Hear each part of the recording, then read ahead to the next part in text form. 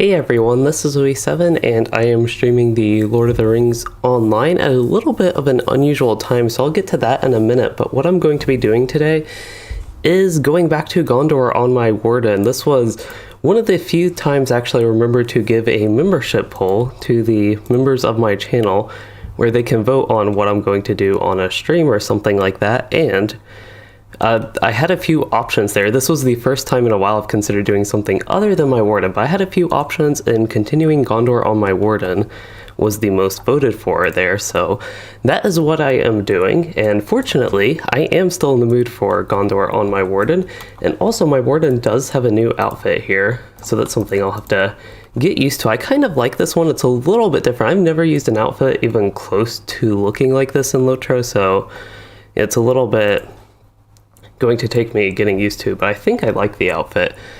And hello Nibling and Entombed from Japan, which is where my kin leader is, somewhere in Japan. But today I want to start with, I did not actually cover what I was going to do. I have to look at what I even called the title. So today I will actually be starting with Tarling's Crown. I know I have book quests as the first thing in the title, but I do have a little bit of a time limit for how long I can actually play today. So what I want to do is Tarling's Crown, I need to do like 4 more quests there, and then that will get the progress I need for First of Their Heirs. I'll complete the quest in Tarling's Crown deed actually when I do that, so I should be able to do 4 more dailies when I go back there, and that is where we are traveling right now in the rainy Gondor. Normally Gondor, West Gondor at least, is so bright and sunny, and here it's actually a little bit reddish skies. It almost looks like central Gondor in a way, and it is rainy, so that is nice. If we are here as long as we were last time in Tarling's Crown, it will go through a few day cycles, but I don't plan for that. I plan to get some revenge in Tarling's Crown. I was getting a little bit of revenge towards the end of the last live stream on this Warden, but my first run through Tarling's Crown, it started out okay, and then got a little bit rough, and I just needed to push the reset button, which really means just taking like a 15-minute break and doing other things, and then going back. But other than that, I do want to do Volume 4, Book 3. I did already do Volume 4, Books 1, 2, and 4, but I skipped over 3 just to continue my progress with working on trait points and getting towards Old Anorian. So this is something I would like to get back to today. Now with any leftover time, that is when I plan to have more of a focus on deeds. I would like to get many deeds, like get deed progress as I am doing these other things though. It's just that will be any remaining time is when I will maybe work on my deeds a little bit. So that is what is going on today. And then one reason I am streaming at this time on Monday, which is early afternoon, it's like 2:20 for me, is one, it is an off day for me. So even though I've actually gotten a lot of work and like schoolwork done compared to a normal weekday so far, it is an off day, so I am able to do it at this time pretty freely. And second, it is the most convenient time for me to actually have fit something in today. I wanted to have a video. I usually like to do videos on Monday, or at least I have the past month or so. That's something that might change in the future because I also have in the past really liked streaming Monday, so that's something I have to consider with my channel. I know I don't really have a consistent schedule. I was almost trying to get somewhat of a consistent schedule going, but that is just a possibility, things I have to think about. And the Benzu, you asked what I am studying, and I am studying atmospheric science, which includes rain and weather, which is what we are getting in the game right now. And this outfit has a very big contrast with my worsted with the green. I would say that they're usually like Christmassy colors, red and green, but these do not look Christmassy at all to me. Somehow, I believe the quest, this is the NPC, one of the main NPCs with Tarling's Crown, but the quests I have, they should all pop up once I actually get to Tarling's Crown. They'll be auto bestow quests.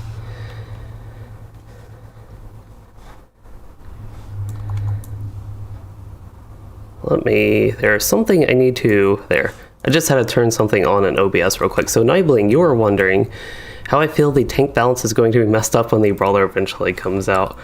I don't know.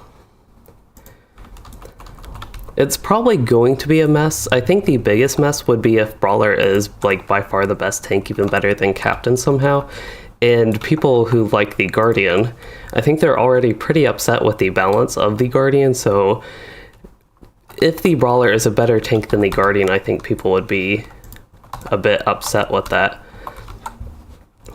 Unfortunately, partially based on, I probably should have gone tank spec just to be safer, but this is, if I keep running, this should be okay.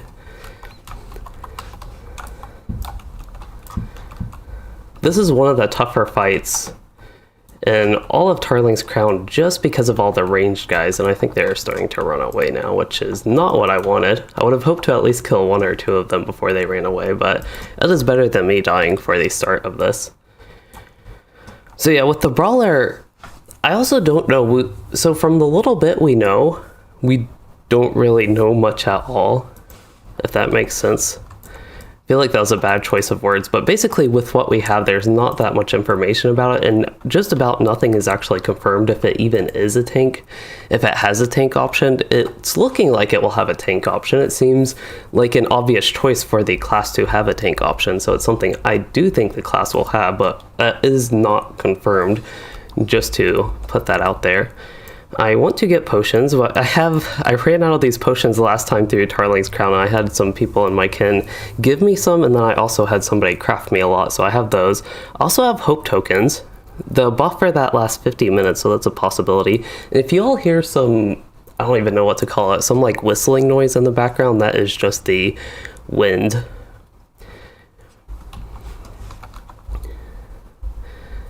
Hasn't been too windy, but the way the wind is blowing is it's blowing like directly against my windows, and that can cause that noise. I do have some food consumables that I want to use. This is all the stuff I actually forgot to do before that pull.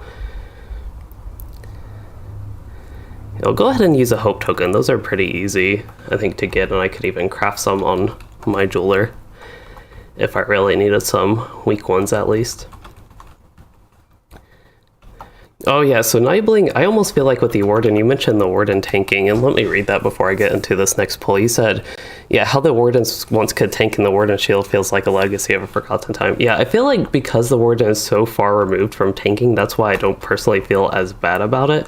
And at least with the Warden, one thing they do have going for them is they are at least viable, unlike the Guardian. Now, the Guardian DPS, as many people know, is not that great. And when I mean viable, I more so mean for most end-game activities, people prefer to not have Guardians taking up like a DPS slot when you could have something significantly better. For melee DPS, you could have a Champion or Burglar, and just for DPS in general, Hunters, Wardens, even melee DPS, I guess I could have lumped Warden in there since we were talking about Wardens actually being viable. Okay, so the big thing I have to remember here is to remove my debuffs. I do have Never Surrender triggering. I don't know why I'm still, even with over 100 potions, I'm like not wanting to click that for some reason.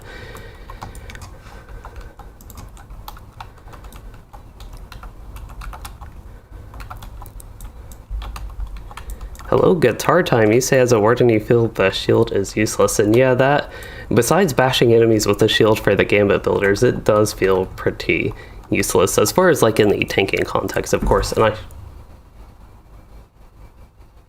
think that was my cat doing something. It sounded like somebody was knocking on the door, but I think it was a cat. Anyway, got through that fight somewhat okay. I do actually have a bunch of tanking gear, oddly enough. It's more so solo survivability gear since I don't end up doing that much tanking on this character, but I have a lot of that gear I can equip, and it'll help me with the survivability here a little bit. Should boost my defenses up if I can actually find the gear. I think some of these pieces are purple that I need to equip. Maybe. Unless I did equip everything already. I thought I had like 3 or 4 things that I needed to go. Oh, there's the cloak. That's a big one. Oh, and then the pants here. There we go. That should boost my morale up and my survivability. So what I'm going to do for the 4 repeatable quests is basically kill things, and then I need to get the bags of rations. That is the biggest thing that I need to get. I need to get 6 of those. And if I complete all the other repeatable quests that are just like plain old killing ones, that should get me done with the quest of Tarling's Crown Deed, and we can move on after that.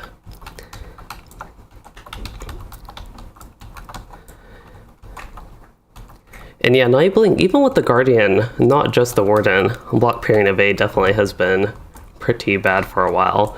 And even the Warden, their self-heals and the cooldown never surrender, that being, I don't know necessarily bugged, but not functioning like it used to, which was the only way it was useful, the way it used to function.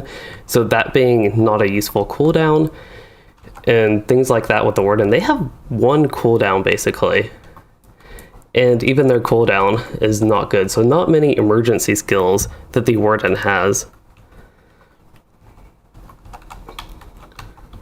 is one of their big weaknesses as well, other than the BPE, and they don't have the as strong self-healing as they used to. They kind of sacrificed, I would say, from what I remember in terms of the little bit of information we've been giving is the past few years on the Warden is some of the self-healing has been sacrificed in favor of boosting their defenses, but their defenses still aren't boosted enough, like crit defense, physical and tactical mitigation, and max morale, that type of stuff.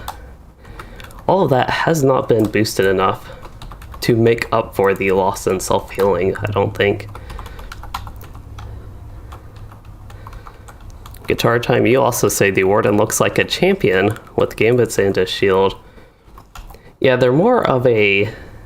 They do have the ranged option, but I think I kind of get what you mean, just a DPS that just happens to have a shield.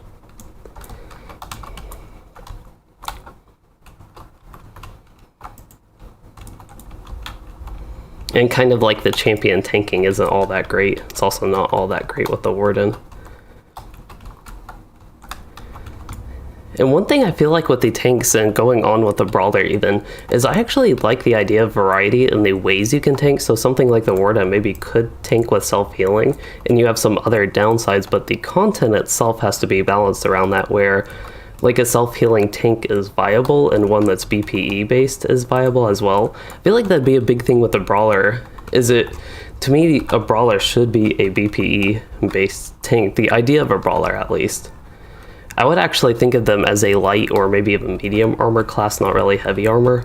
I'm guessing they will get heavy armor, but we will see when that comes, if they do get heavy armor. So right now I don't actually need to focus too much on killing these Ruthless Dead.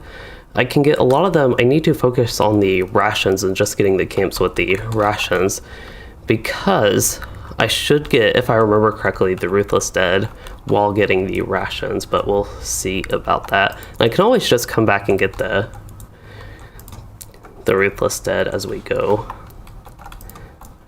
as we come back. So I think I should be safe enough to go ahead and pull the next group, but hopefully those are not famous last words.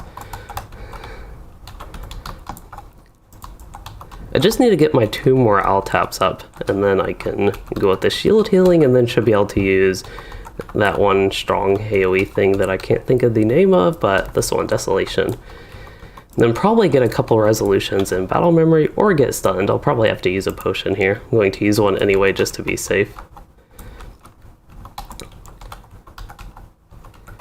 Okay, probably one more morale tap. And that probably also means I need my shield healing. And I should use Defiant Challenge. That is a very good skill to keep up that buff. We're really jumping into this combat pretty quickly with the difficult stuff in Tarling's Crown. This is for a landscape fellowship place, this is one of the more difficult ones. Even for level 100 when we have the imbued allies, this is surprisingly difficult, and actually makes it really fun going through solo, just because in normal content, in normal gameplay, solo gameplay, regular quests I mean, I usually don't get to do all the fun Warden stuff, like all the damage over time stuff. I could in the individual groups, something like this, I could go red or yellow line. I'll even go red line just to keep myself in the melee here. But even a fight like this, I will actually get a chance to use a lot of the stuff I wouldn't normally get to use in these short fights on the landscape. Now this is an elite and he doesn't have all that much health, and if I actually don't mess up my gambits, it'll go a lot quicker.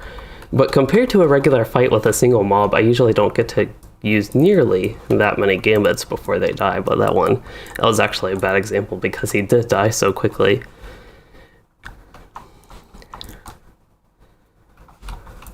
But yeah, with the tanks, going back on that a little bit, I really do like the variety and styles you could tank. So the Guardian's a super defensive tank that just like blocks and mitigates everything. And then the Captain is a sort of buffing support tank that you might not really think of as a main tank. Of course, it is essentially a main tank, or even the main tank of choice right now. I could get the quest for the Umbarum, but I would actually rather avoid them, and that reminds me I need to get my mind back on the rations, because there's a rations at this camp. I'm actually still in the red line. I want to test something. I do have potions.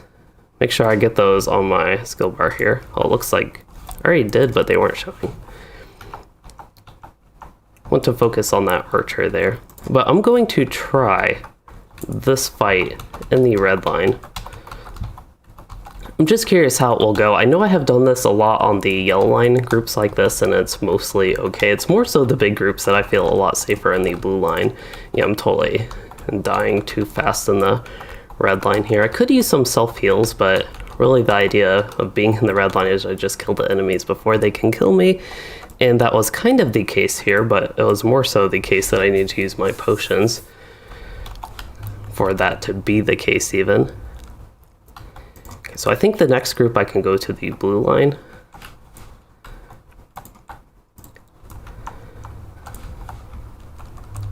See, there's the bag of rations.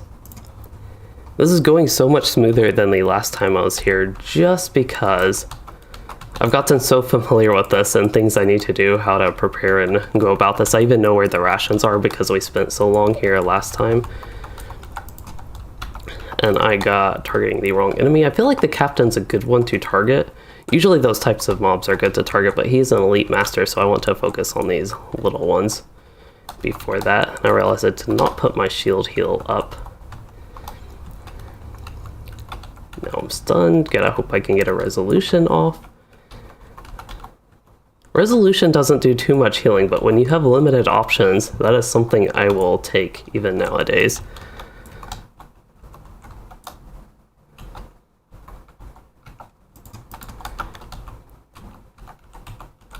Oh yeah, I keep losing the train of thought on the different style takes. So, Nibling, you mentioned that that's something other games can do and actually work in.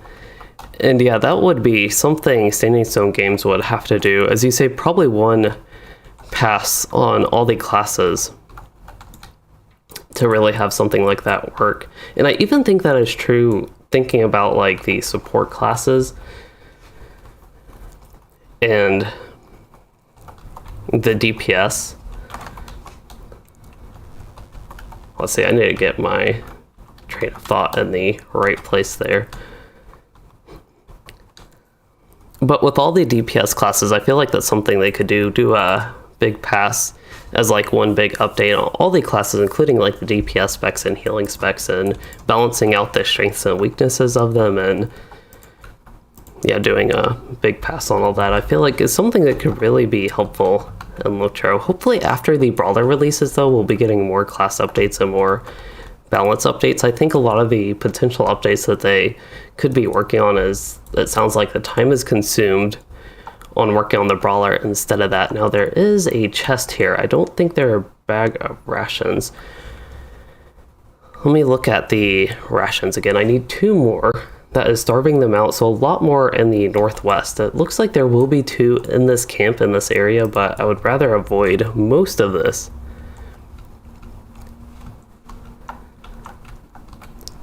If possible. Yeah, so there's the bag of rations. There is a fell troll. The fell troll is something I have to be careful of. Just when I pull one, I need to make sure I have over 30k morale, basically, because he could one-shot me. With that, he has an attack that does that much damage. Yeah, I do agree. Guardian, Lore Master, Runekeeper, especially Runekeeper, I feel like that is one of the worst balanced classes at the moment. And there's some things I actually feel like with the kind of philosophy Standing Stone games has, that a mobile class does less, mobile spec rather, does less damage than a non-mobile one, thinking in terms of Blue Hunter versus Red Hunter. The Red Hunter does more damage than Blue, and I kind of get that idea. The strength of the blue line is that it's mobile, And the weakness is it does a little bit less damage than the red line. Well, I personally feel like they could just balance that and have them do the same damage. And maybe their strengths and weaknesses lie in places other than the actual DPS output. But with that, I actually feel like the red line Runekeeper is one of the, let's see, most neglected trait trees, I guess,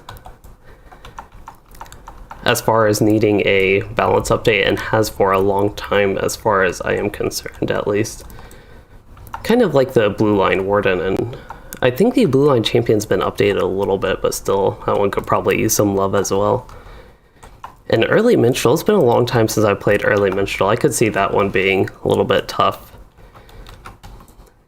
I have played my level 32-ish Minstrel, but that was mostly in the blue and yellow line, which they did healing. Like, I did enough healing, and that is about all I can say from those two specs.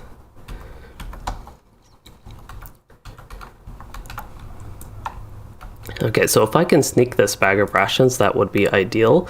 And then we can go and defeat a bunch of the dead, which there happen to be 3 of them there, but that is not what I want to deal with right now.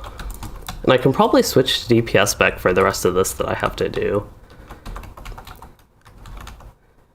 I don't think for general combat there's not much reason that I actually need to be in the tank spec, especially with like individual elites. It's more so those huge groups that's just a lot easier to deal with. All of that in the tank spec. But yeah, let's go ahead and check my deed progress. Quest of Tarling's Crown, I am at 23 out of 25, and I am in progress on 2 quests and have both of those almost done. I need to get a few Ruthless Bowmen. Let's see, there's 1 Bowman in that group, an Oathbreaker, and a Warrior. There's a Bowman down there. Yeah, I suppose I can take on these 2 groups. We'll go in the yellow line for this.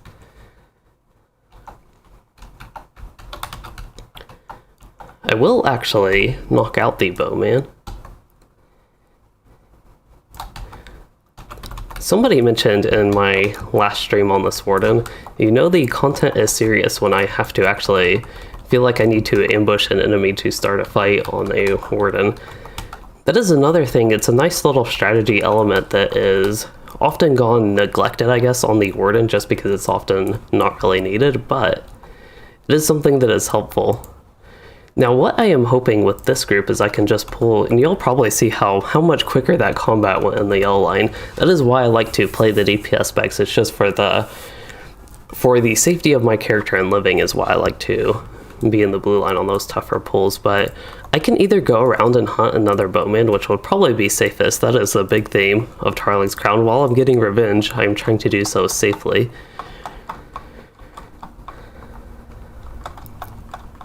I think this one, yeah, this is one you can jump over. If y'all don't know, to get past that gate, you can jump over this area right here. There might be a way around the other end. I'm not actually all too sure on that. I believe this one as well, you can jump off this side. And that lookout should de-aggro for me. So Nightbling, you're hoping for new legendary servers. The last time you toyed around with a low-level mini. Oh, the skills were doing 1 and 2 damage. Yeah, it might have been improved from them. I know the minstrel damage was very high for the levels, and it didn't really go noticed by Standing Stone Games until the legendary servers for some reason. So then they decided to totally nerf it, and I think they also nerfed like tactical damage all around when they did that at low levels. So it affected other classes. I don't know if it was the same balance update, but it was around the same time I noticed like Lore Masters and Runekeepers, all of them got very weak, relatively very weak I should say, at low levels compared to what they used to be. So that is something I do feel like they could do is they probably over nerfed it is kind of what I feel like. That is something they could go back and buff maybe a little bit. Also feel like a lot of skills in general with LOTRO is they don't scale well with levels. So some skills are actually very strong at low levels then become very weak at high levels. That is an issue I really feel like could use addressing for a lot of classes. Bjorning is one of the examples. They are very strong at low levels. I've been playing my hunter through Trollshaws and Wildwood, and I always comment on how high damage he did. But my Beorning did pretty similar damage to my hunter, and AoE damage was definitely a lot higher than my hunter, so that was... got a bunch of deeds done. I think I got 2 deeds total. I did quests in Tarling's Crown, and then I did quests in Gondor. My mouth is getting dry.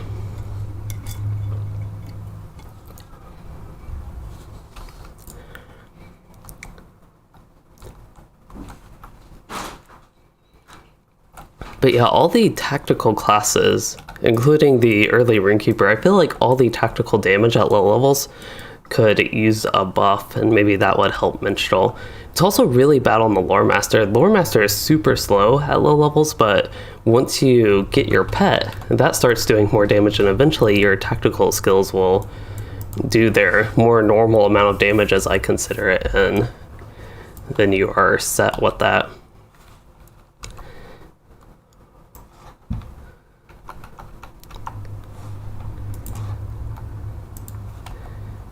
One way you could look at that sequence of events is I just ran through there and I was scared of them, so I just kept running.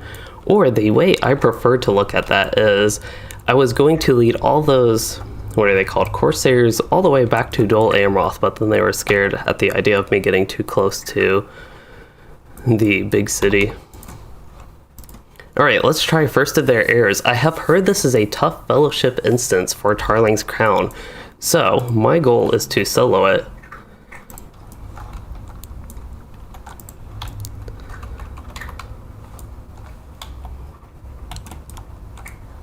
Well, it looks like everything's cleared out for me. So guitar time for Lore Master, you go to blue line until 55 to 60, then switch to red. I switched to red on my Runekeeper a little bit earlier than that, partially for fun, but yeah, I also know for anybody that is unfamiliar, actually at very high levels, like level 100, 105, I think it's 105 actually for the exact number. After that, the Lore Master pets stop scaling as far as their morale stats, that type of stuff goes, or their skill damage. Oh, this actually isn't in the camp. Am I going the wrong way? I wonder if I was going the wrong way, if the enemies were actually, if I need to face the other way, or is it this camp probably? Should probably go ahead and be in the blue line just for safety right now. Yep, here it is. Oh, he's an arch nemesis. Maybe that's why this is tough. Okay, I'm going to clear my throat and then we will get on with this fight.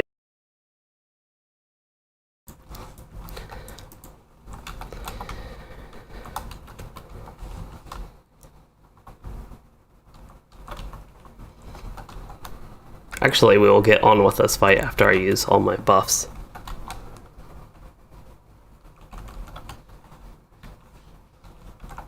So Wizco, so first Wizco, I don't think I said hello to you, so hey there. And you asked, what is green and has wheels? And then you said it is grass. You lied about the wheels. And I was like, yeah, I'm not sure grass would have wheels. Neither does my cat, but it is orange. Alright, I will even use a fire oil against him, and I will ambush him even though he's probably immune. Yep, he is immune. But it gives me a movement speed buff. Oh, and he didn't even get affected by range resounding challenge. Also, I have no idea what goes on in this fight. I don't know if he summons ad or does anything. This is my first time ever doing this fight. I don't think back in the day I actually got to this. That looks like some sort of distributed damage he did. Now he's doing a bunch of stuff while I'm stunned. Fortunately, I have some heal over times, but that was a long stun. I had my stun immunity up, but maybe it faded by time. Oh, my gambits aren't going off. Perfect time for lag. I don't think I'm being slowed by anything, so it probably was lag. I should probably use a potion early rather than have Never Surrender trigger, so let's go ahead and do that. Interrupt him. Was not able to interrupt him. And then I will use my stun immunity skill again, try to keep that up as much as I can. Wow, he's resisting a lot of my stuff. I thought my finesse was pretty high, but not that good right now. I do have something that can improve my finesse. I think I have finesse scrolls specifically for this tank here. I never use those anyway. And my cat is really I don't even know if y'all can hear me because the cat is right between my mouth and the microphone. Also making it a little bit hard to see, just a little bit distracting there. Okay, I still have Never Surrender up. Let me kite a little bit. I don't know how far out you can kite him. It is an instance, so I'd expect pretty far, so I can just... Oh, probably don't want to run that way. Oh, now we have Umbarum coming. That is not good. These Umbarum could actually mess up this whole fight for me. It's already a very slow fight. I don't know if I'll be able to get through this, but it is not going all that well, especially the stun. That is a long stun. And Never Surrender already triggered. Yeah. I really have to keep my stun immunity up. I feel like this is something worth a couple more tries. Especially since I just have to talk to the NPC, but it took me all the way over here. It took me on the wrong side of Tarling's crown. I'm going to have to go back to Dol Amroth. That might honestly be an annoying thing. I would have thought if it took me to the correct res circle, which I believe is somewhere nearby Tarling's crown in here, if I remember correctly.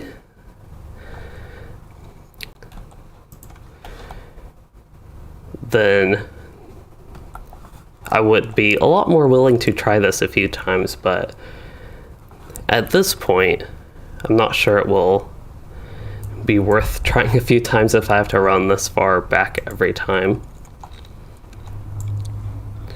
And yes, Wizco, if it's orange and has a nose but doesn't actually have a nose, it is probably not this cat, and it's probably lasagna instead.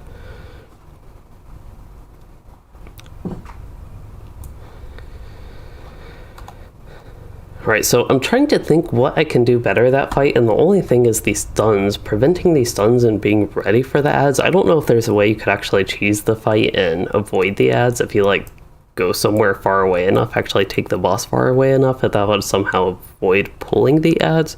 But I'm guessing where I was, the ads came from far away. That's probably not possible.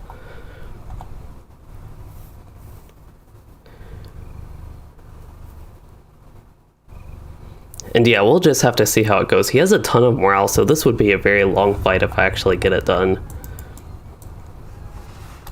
I almost feel like, I think I even mentioned this, that type of fight, I think I accidentally hit my worsted keybind, but that type of fight, I feel like is the perfect thing, and it could have been an instance.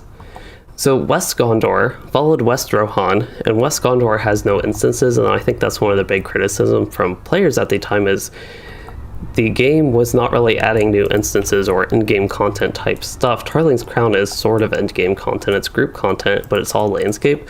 I feel like this instance, if they made it an actual dungeon, like in the instance finder, all that sort of stuff, it would have been a good option, and it feels like something that would have fit in very nicely with this update. Also, just another random instance idea, if they didn't have any ideas, is Pass to the Dead. I feel like they could make an instance out of that. Make some very tough Oathbreakers and just have an instance version of Pass to the Dead. Random bush in the middle of the road.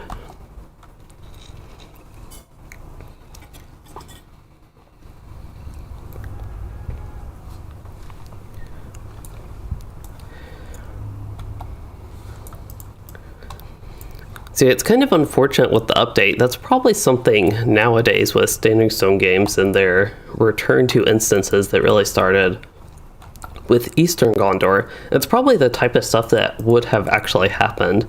It would be kind of neat if they went back and made some instances out of like West Gondor content, or even Central Gondor. That place also didn't have any instances or dungeons.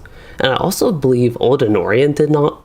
But I will give that one the benefit of they did the Osculith instances, and then they, in the next update, they did Throne of the Dread Terror. Or at least the 105 update, they eventually had Throne of the Dread Terror with that, the first multi-boss raid in a long time. We also haven't had a raid in Gondor or Rohan. That type of stuff. So Oscar Cooper, you're wondering if I could visit any one place in Middle-earth, where would it be? That's a tough question because there are a lot of areas that I'd like to visit, but Forakel might be one.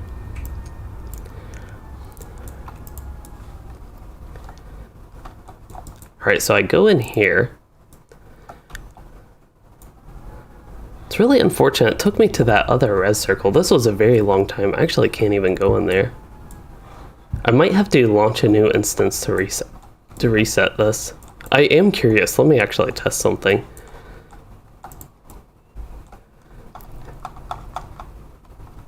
Oh, it actually lets you in. Wow. Do I still have all those enemies? Okay, so I have the 2 Umbarim, but I don't have the boss. Let me try something. They will follow me all the way out here. I don't know what's going on with this. Probably needs to be reset somehow. Oh, that's as far as I can go there. We can defeat these 2 enemies. It'll just take a while.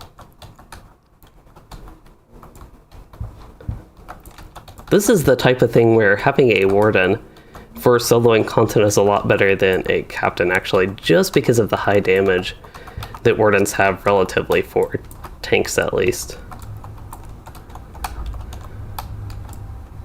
Okay, I think I already used that heal. Actually, let me do some of my ranged heals. I feel like that would be helpful at the moment. At least get one of them and then I can go back to morale tapping. So Oscar, you could actually do the evil factions for player versus monster player, but can't really explore Middle Earth as that. And Michael Gabriel, you're wondering about Never Surrender and why I am not using that. Mainly right now I'm not using that because I want to save it for the boss fight. I don't really care about that actually working for these ads, although I should. I actually do want to point out I should be caring about it for these ads because I don't want to have to restart all this. Let me get back to using some useful stuff. But it's mainly because I do want to save it for the boss fight, and in case it would trigger this fight, I could try to prevent it from triggering. I want to avoid any possibility of that. Okay, do some damage while I can, and then I need to get my heals. I also haven't been using my defensive buffs this particular fight. That's something that could maybe help it go a little bit smoother.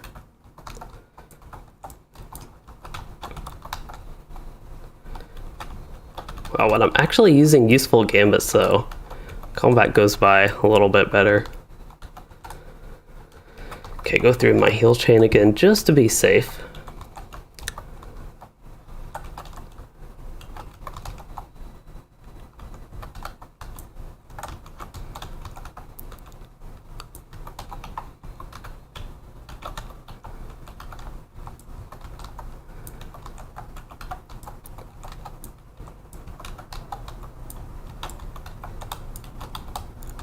Unfortunately, as a warden, I can use Dark Before Dawn there, and that'll just get my power up. Now that we're down to 1, I should be able to focus basically entirely on damage, I would hope. Don't think I have any bleeds on him. I have to look at the damage. It actually has been a long while since I've looked at the damage of the gambits on the blue line. I'd expect it to be a similar sort of skill priority, gambit priority, as the red line, which has also been a while since I've actually played the red line, but it's something I do need to look at because I have been playing it more. Probably really is something I should be looking at. Okay, now let's go back to the boss area. Now that we dealt with the 2 ads, maybe I won't have to deal with those 2 ads during the boss fight.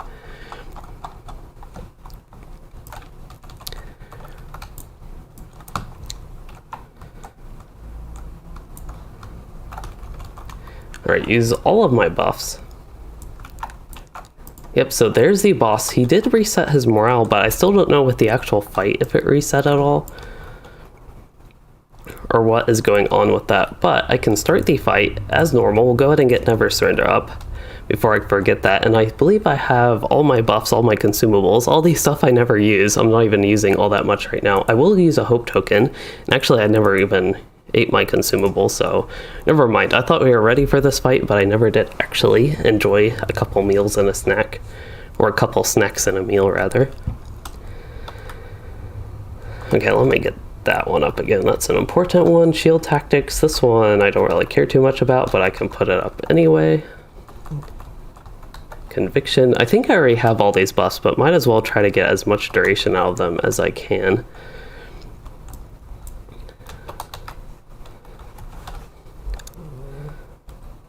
I wonder if he's slowable. Let's test that. He is slowable, it looks like. That is convenient to know, just because if I do want to start kiting him later, that is something I can actually do. Okay, going to run through the defensive chain. I think I already used the stun immunity buff. I'm guessing that was consumed during that attack he did. I don't know if that's actually distributed damage, but it looks like distributed damage. And here is a stun. This is a 10-second stun. That is quite tough to deal with, unfortunately. Now, I can survive it, it looks like. It's just when there are ads also hitting me, I think that's when I really run into some of the issues from earlier. Okay, let's go through the heal chain just to be safe. I need to get my morale up. Probably good to use a potion. I'll go ahead and use a potion here, actually.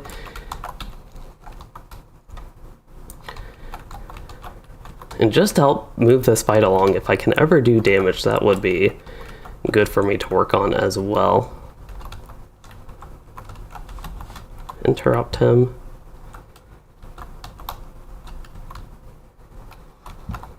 Yeah, I should probably, actually, Michael, you saying that in the chat reminded me I need to put that back up. It is a game that I'm not too used to doing, and it does expire pretty quickly, I think. I don't remember if it's 10, 20 seconds. Again, I have not played the Blue Line enough recently to know basically any of that type of stuff from it. Let's go ahead and use my Javelin skills again. It's super hard for me to kite. Unfortunately, on the Warden of all classes, this is the hardest one for me to actually kite because I run out of fingers to move around, basically. Okay, do some damage. I think I can run through my healing chain next, and then maybe my defensive chain after this. Oh, interrupt. It's very nice to have an interrupt. I will say that getting the interrupt is a very nice addition that they have done. Okay, what do I need to use? Let's do some damage again. It's actually going down. I don't want to speak too early, but his health is going down kind of decently. Now I am stunned. I should have a few heals up, but I don't think I have all that many. If I can squeeze that out, I'd like to use my defensive chain before my heal chain after I get back up. Just have to interrupt him. I was going to try to get the animation cancel on Impressive Flourish, but that's okay. Go ahead and use Defiant Challenge, strong skill to use in general.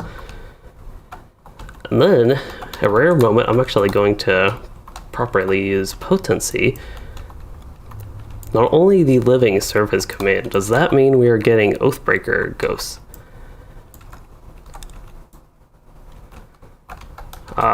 Cancel that. Rather, interrupt that, which did cancel it. Okay, morale is going back up. I do feel safe to use a bleed. I actually like this behind the tent location. Oh no, here are the Oathbreakers. That is not good, but looking on the bright side, the old days of Warden, I would actually like this just because of the morale taps. They were stronger back in the day. But yes, looking on the bright side, this does mean...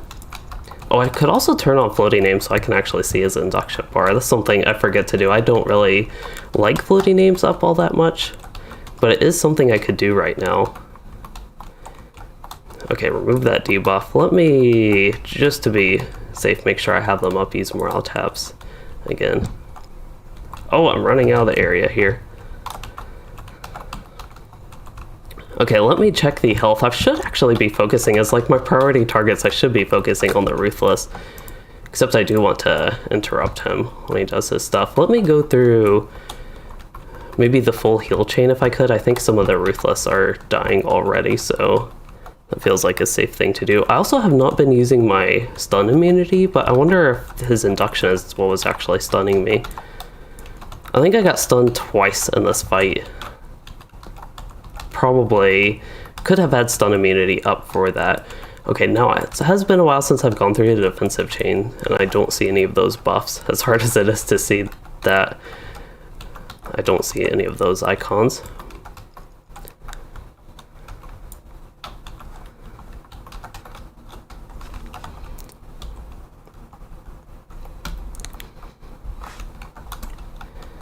And I guess next up I'll just restore a bunch of morale That is something actually in normal healing situations. I usually just start with restoration, but this is a type of fight where getting the maximum amount of morale possible is going to be beneficial. And I think I need this stun immunity. I think I only have the tactical mitigation from that.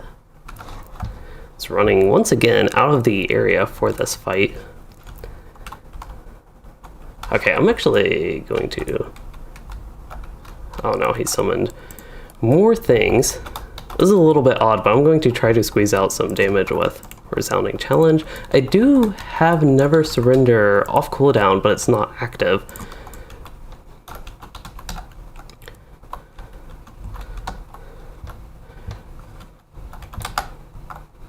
Okay, let me use a potion. Hope Never Surrender doesn't trigger. And Never Surrender did not trigger, so that's actually a good thing right there. And then I want to get one more bit of damage.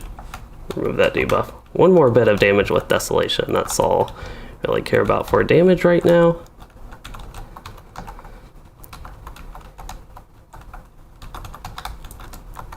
Okay, use Resolution and interrupt him. Also need to use my Javelin.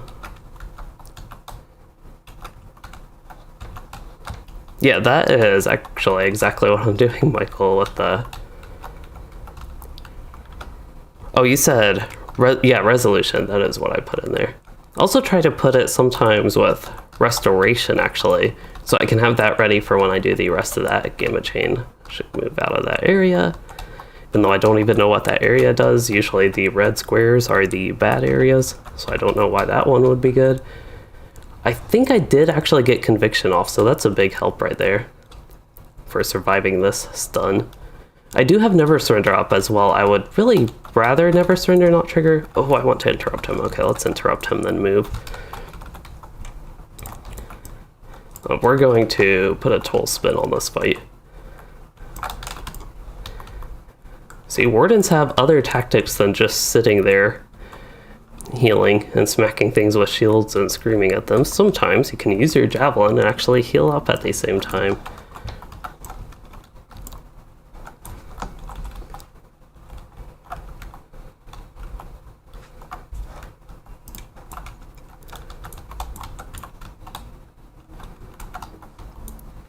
Oh, accidentally used the interrupt. That was just a mispress on my part, and he's going to do something. I don't know if that's something I can get like out of the range of, but no. At least he's over there doing nothing to me right now while I'm stunned. Almost the first large portion of that, like the first 8 seconds of that 10-second stun, he did nothing to me.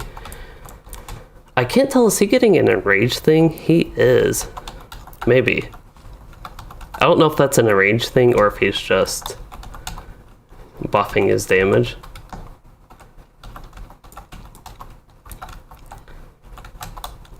Oh, I don't think I actually put Restoration and Potency, but that is okay. I did not mean to use a skill that I already used on him.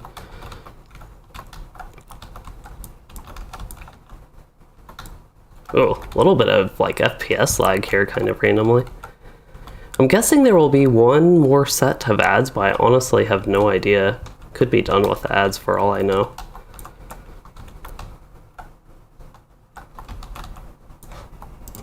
Let's actually go through this whole chain. I feel like my recent sequence of gambits has not been all that great right recently, but as long as I have all the heals and defensive buffs, that is a good thing at least.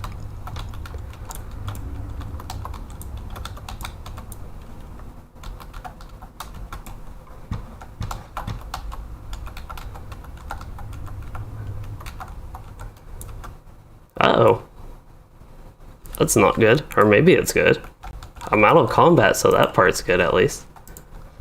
I am just worried that this fight is going to get really tough right now.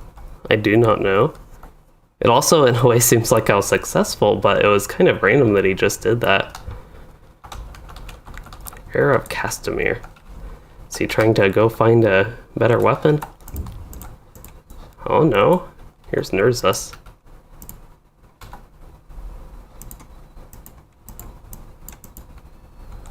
Hopefully I don't have to fight Nerzus again. I already fought him in the landscape.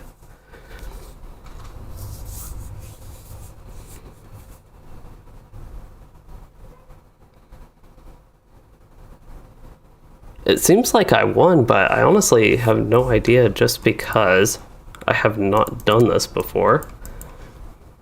It wasn't too bad of a fight overall, though, at least what we've had so far.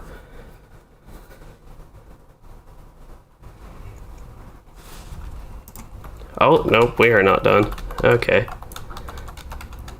Hopefully this is like the easy phase of the fight. Actually, I accidentally used that thing. I almost feel like it won't be the easy phase of the fight, but hopefully it will.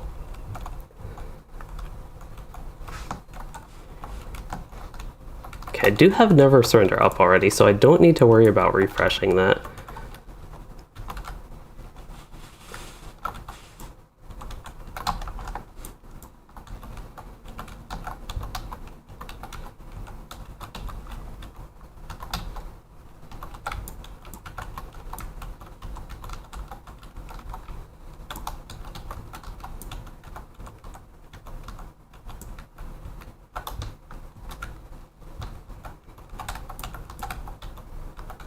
Doing some sort of voice line, which I realize I actually cannot hear that voice line. Do y'all hear the... Y'all probably don't even hear the in-game audio. That's odd. There should be in-game audio in the background, and I thought I usually test all that stuff in my stream, so let me fix that. We got that done though. That is good news. I'm totally distracted, but I just realized I could not hear the audio. I am happy to have gotten that completed. So we will talk to whoever we need to talk to. I guess I take this horse out. But that is exciting that we killed him. I just totally noticed the audio issues though, so I want to get that settled. I have the audio on. It's on my speakers here. I believe open speakers. Yep. Is it just OBS? I actually cannot hear the audio.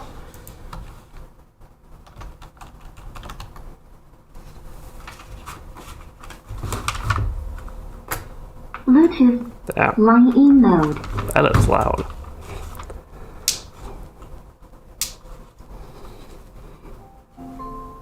Line in mode.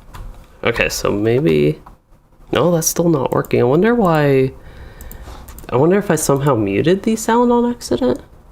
Disable game sounds? Nope. I could play it on something else. Have the volume all set. USB audio device. Don't want USB.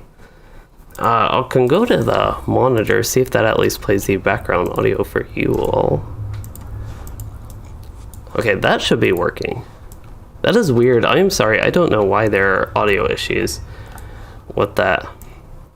But that should all be fixed now, hopefully. And we are done with this fight. That was one of the bigger accomplishments for this character. It was kind of like when Louis did that one thing with the troll, I think. Maybe it was like an Etten two-headed troll type thing in War of Three Peaks.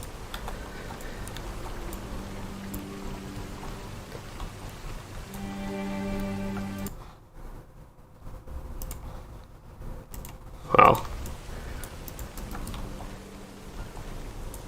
Okay.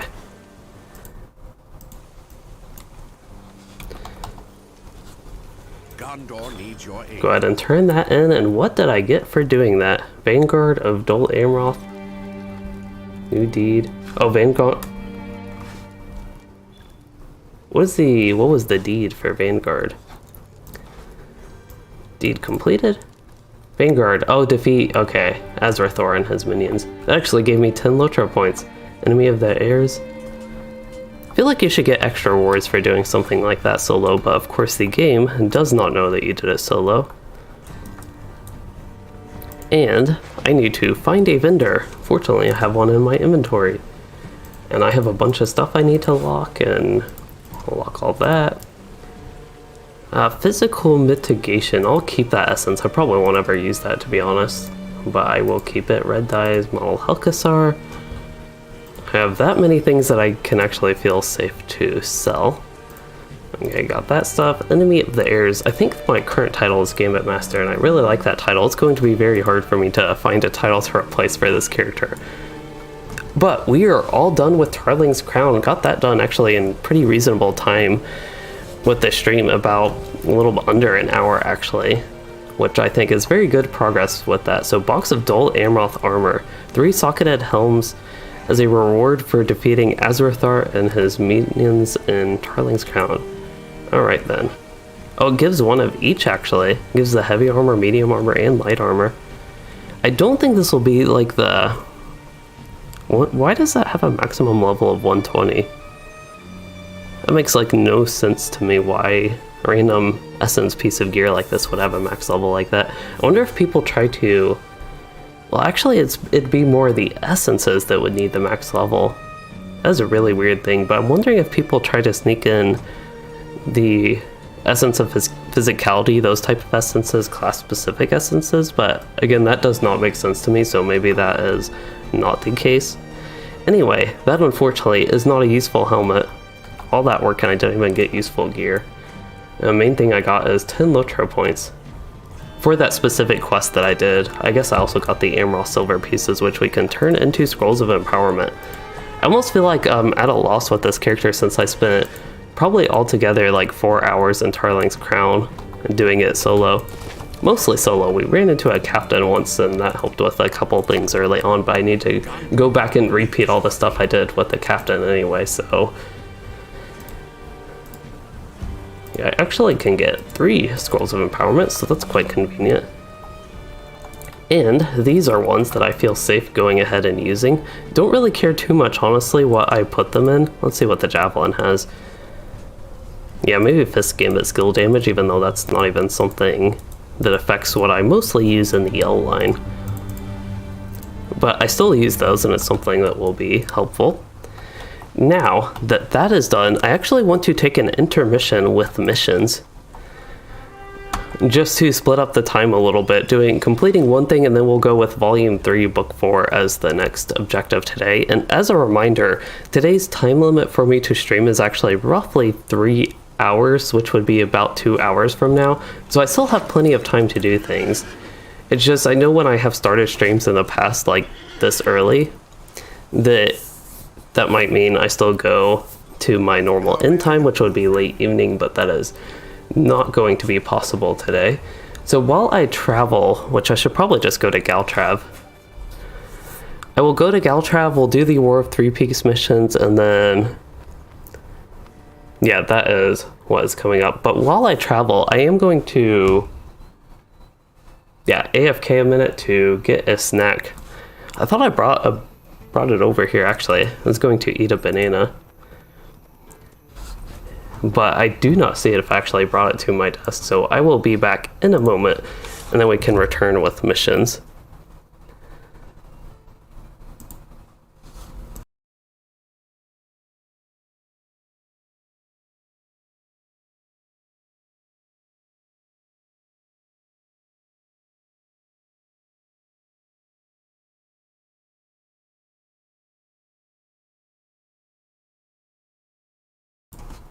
So I found the banana, and now that I see it, I remember how it got there. So let's take that off. If I go to scene 2, there we go. Y'all might be able to see it. Stuck it on the shelf. But now we're back with the game. It was actually good. I got a little bit of a stretch while standing up at least. Okay, so I do have some chat that I need to go about. I wonder why OBS is being all weird right now and why it won't go smaller.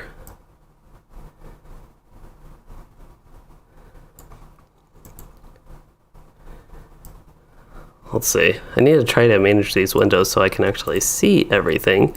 Maybe I need to make Chrome smaller. Unfortunately, I'm sorry for the little delay here, but that is what is happening right now. Okay, that should be good. And Wester, you are wondering what I recommend getting with LOTRO points if you bought the expansion trove and you have VIP. So the biggest thing I could recommend, this is especially true if you play alts. I cannot pull up the LOTRO store where y'all can see it, unfortunately. And I won't even be able to see this, but Journeyman account-wide riding I have found is very helpful, again, especially if you play alts, because you will get the riding trait on all of your characters. And on top of that, it will boost the speed of any mount to 78%, so you get a little bit faster. Even like the 38% mounts, those will all become fast 78% speed mounts. So that is one of the most useful things I have found, probably one of the most worthy LOTRO point purchases that I have ever gotten. All right, let's see. I can get a bunch of quests, and we will just do some missions that I have not done, try to get some progress with the daily. And that is currently what will be going on with this character. So I want to accept all these and then just do the ones I have not done. A lot of these I will have completed, so there's a chance that I think I've seen a couple that I have not done yet, but there's a chance we could run into a point where what was I going on about? Where we get to missions where I basically don't have missions that I have not done before. Okay, so let's see. Go through the list here. We'll go backwards. Uncovered treasures. That is from this guy, Horan. Yeah, so you do play Altwester. That is definitely probably the first thing I would recommend. Good use of the, especially if you have VIP, good use of the monthly LOTRO points you can get.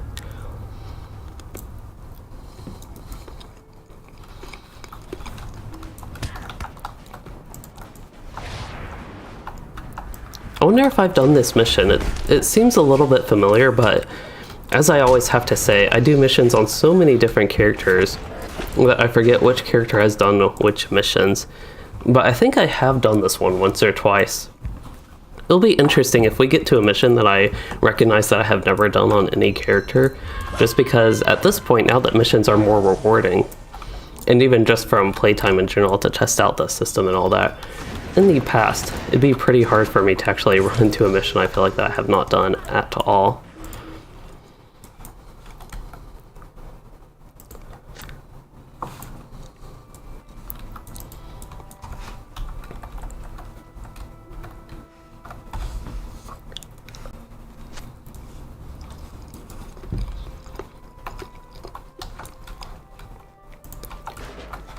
Well, if I can find the way, this would be... I guess I can just jump over this wreckage, okay.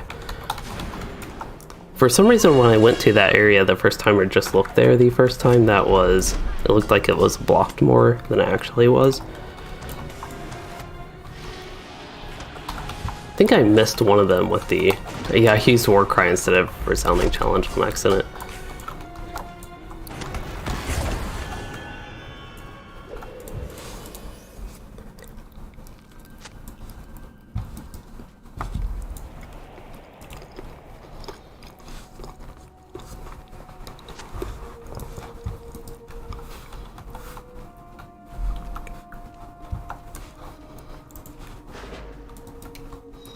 So just 3 more treasures.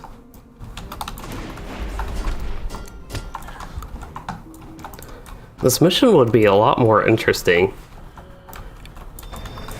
if I had to actually find covered treasures.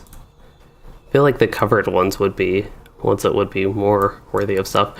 The texture on the surface looks really weird. I know it's supposed to be rocks and like make it look like they're just piles of rocks going on this hill, but I don't know, it looks weird the way it actually displays here. Maybe even zooming out to me, that looks weird. I don't know if anybody else just finds this odd the way the texture is. It seems like it's supposed to add a ton of depth to the surface here, even though the actual surface is just a texture on the plain landscape here. But I think because it looks like it's supposed to add a lot of depth and it adds absolutely none, that is why it looks a little bit funky. I do like the quality of the texture though. The resolution of it's actually pretty nice looking. There's a lot of detail there, which is nice at least. That could perhaps be another reason it's like sticking out to me, just because of that. Okay, here's the last uncovered treasure that we are getting. Maybe.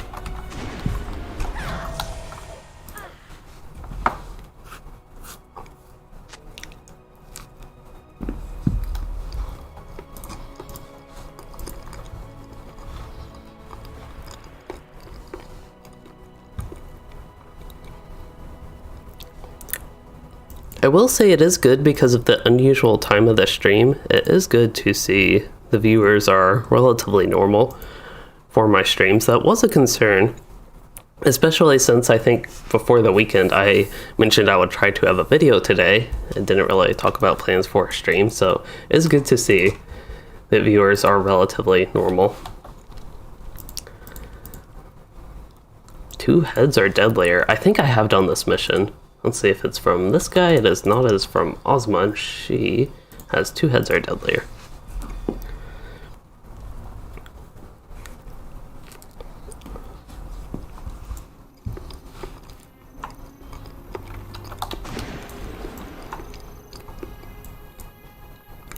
Hog and Gluck.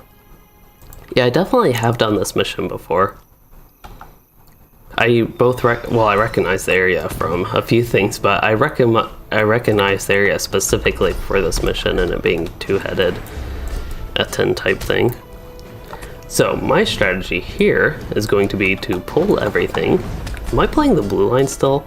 I'm supposed to be playing the L line. The last mission probably could have gone, I know it wasn't like a slow mission, but probably could have gone slightly faster if I was actually in the right spec, and that's the same with this one. All these little Gundabad Hill Crushers would be dying even quicker than they already are if I were actually playing the spec that I intended to. Brog and Gluck. He actually does have more morale than all these trolls, which is a good thing. Not that it helped them too much.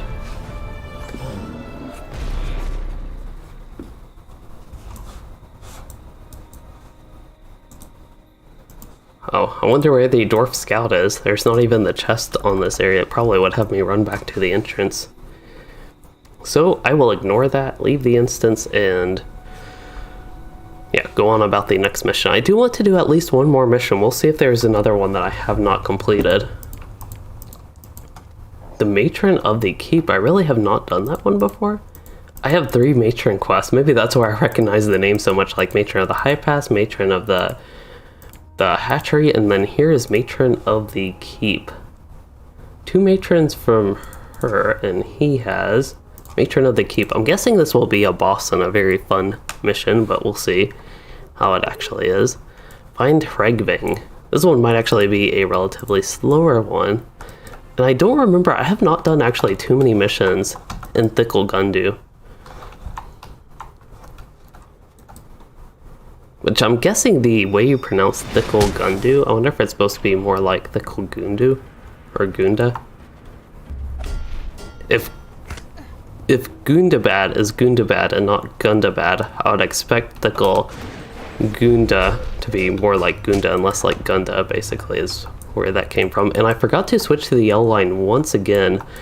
And I'm thinking, I do remember one of the missions I went here, maybe even it was this one on an alt. I do remember having to go this way, so that is what I'm going to try right now.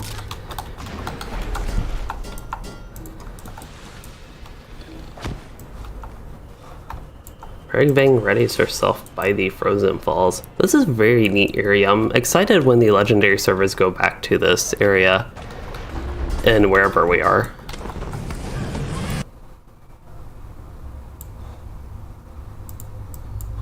Let's see. Okay, I was just making sure. Sometimes OBS, well, one time it randomly decided to totally crop the video and misplace it. Almost looked like that in my little preview box on YouTube, but it looks fine.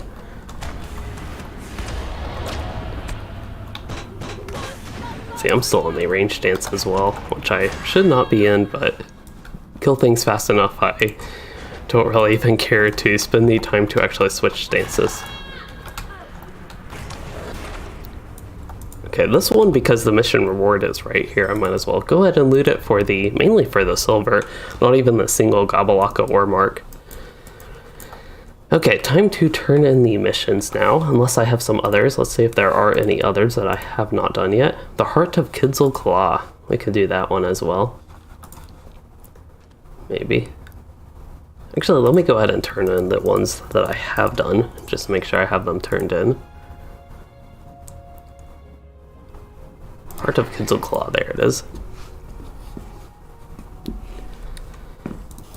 So this one, I think I have done this mission on an alt, but I think I've only done it one time. And let me actually, I know it's a slowdown right now, and it's probably really no problem at all that I'm playing the blue line. It's just, I keep forgetting to actually switch to the yellow line, so I'll combat for a minute and go ahead and do that.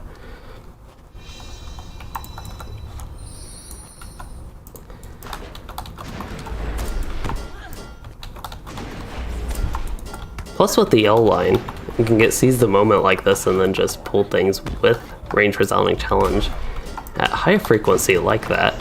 I don't even need to pull these enemies, I don't think. As far as I know, I just need to run to the end and get the boss, but is that him? Yeah, that is him. A lot of bleeds on me, but I don't think they are nearly as strong as the Gondor bleeds. Yeah, those, all the Corsairs, compared to these little dwarves, they know how to do damage a lot better. Oh, and here we're getting Grimskippa, the Gnasher.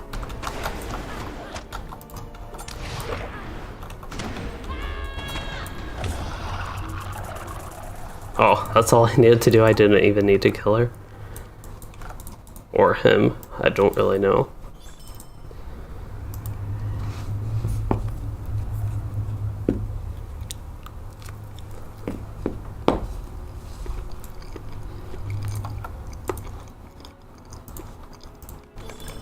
Okay, so other missions I have completed. What is today? Today is Monday. I don't know if I'll get a chance. I'll probably get a chance to play Wednesday is what I'm guessing the next time I'll play, but next time I'll stream. So as a look forward, that is my tentative plans right now, but I would like to complete this weekly mission, the 41 out of 45, and the 8 out of 15 do the 15 mission. So maybe instead of doing deeds for the extra time today, I can do missions for the extra time today and actually come back here, or the Wildwood ones as well. But let me go ahead and turn in. I have Uncovered Treasure and Heart of Kizilkala that I need to turn in, and then Heart is over here. I actually could keep it completed and not turn it in quite yet, because that would actually help me with this daily, make sure I can get 3 of those. But I need to do more missions anyway, so ultimately it does not matter, and I'll clean my quest log if I go ahead and turn it in. Now all these other missions, if I remember correctly, all these other ones should be ones, actually Archers at the Gate I have not done. Let's go ahead and do that. But I'll go ahead and do all the missions again that I have not done yet, and just leave those in my quest log. And that way maybe next week we could actually do all the missions super quickly. All 45 that I need for the 2 weeklies for that, and then the other 2 15 weeklies I'll just get done. So this one is just defeat black arrows. This mission, I might have done it once. I kind of remember something like this, but it's a long time ago if I did it. This is the type of fun mission that I really like, just because it really is running in, killing 10 things, and then you're done. I know the Wildwood missions, I like those, they're fun. They're just different than the War of Three Peaks ones, where I don't mind that they actually take longer. I wonder if I'll need to defeat the Gundabad captain or not. And I almost wonder if I need to specifically defeat the Black Arrows before I do. No, I don't need to kill him. Oh well, we can kill him anyway. Okay, talk to Horan. Instead, I will try to go through this door. Oh, and it does not let me in.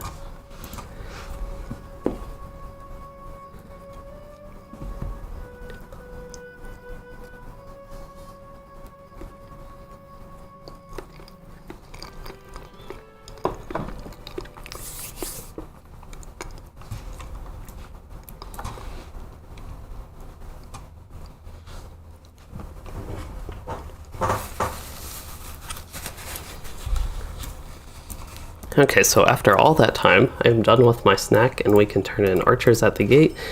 And this time, I will look through all my quests to see if there are any more, but I think that would be the last one now.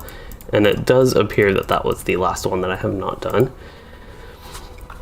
Alright, I need one more mission for that weekly, but we will have to wait on that That'll be the big suspense, something to make sure I actually log in one of these next couple days to complete the 45 weekly this week. But now we are ready for, let me untrack all these quests. I believe the next one would be Elder Slave, the War Effort, untrack that. We are ready for Volume 4, Book 3 to jump all over the place. This is where we're going now, and I need to go to Upper Lebanon and defeat Haradrim there. So going to Minas Tirith is probably my best bet, not Krithos. Minas Tirith. Yeah, regular, not after battle Minas Tirith.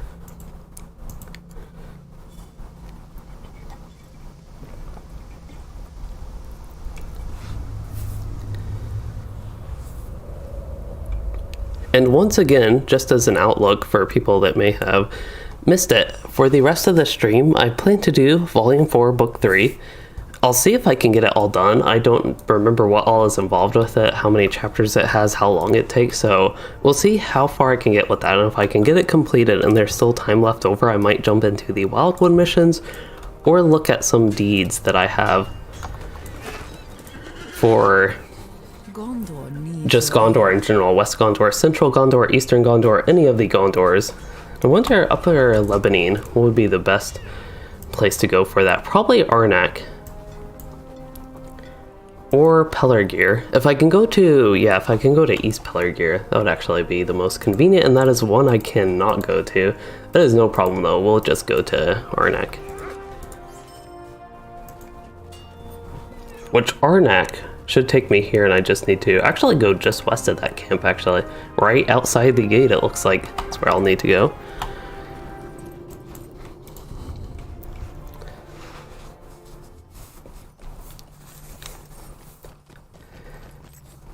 I wonder how the lighting, if y'all can notice a difference in the lighting because it's daytime and I have my curtains relatively open. A little bit closed off because then the light would be way more on this side than this side, but I don't know if the lighting quality is actually something that is noticeably better when it is bright outside versus me just having lamps and that type of stuff on for lighting.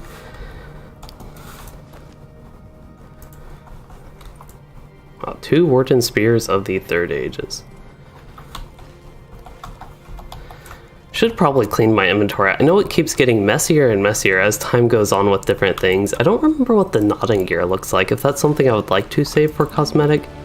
Right now, once again, I have the Anorian tree outfit going on for my character.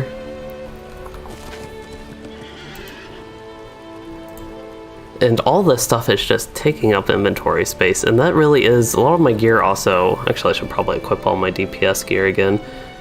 I do have some like tank pieces going on in my inventory and a lot of stuff like that as well that is not the biggest help as far as inventory space goes. I think I need to equip the cloak as well.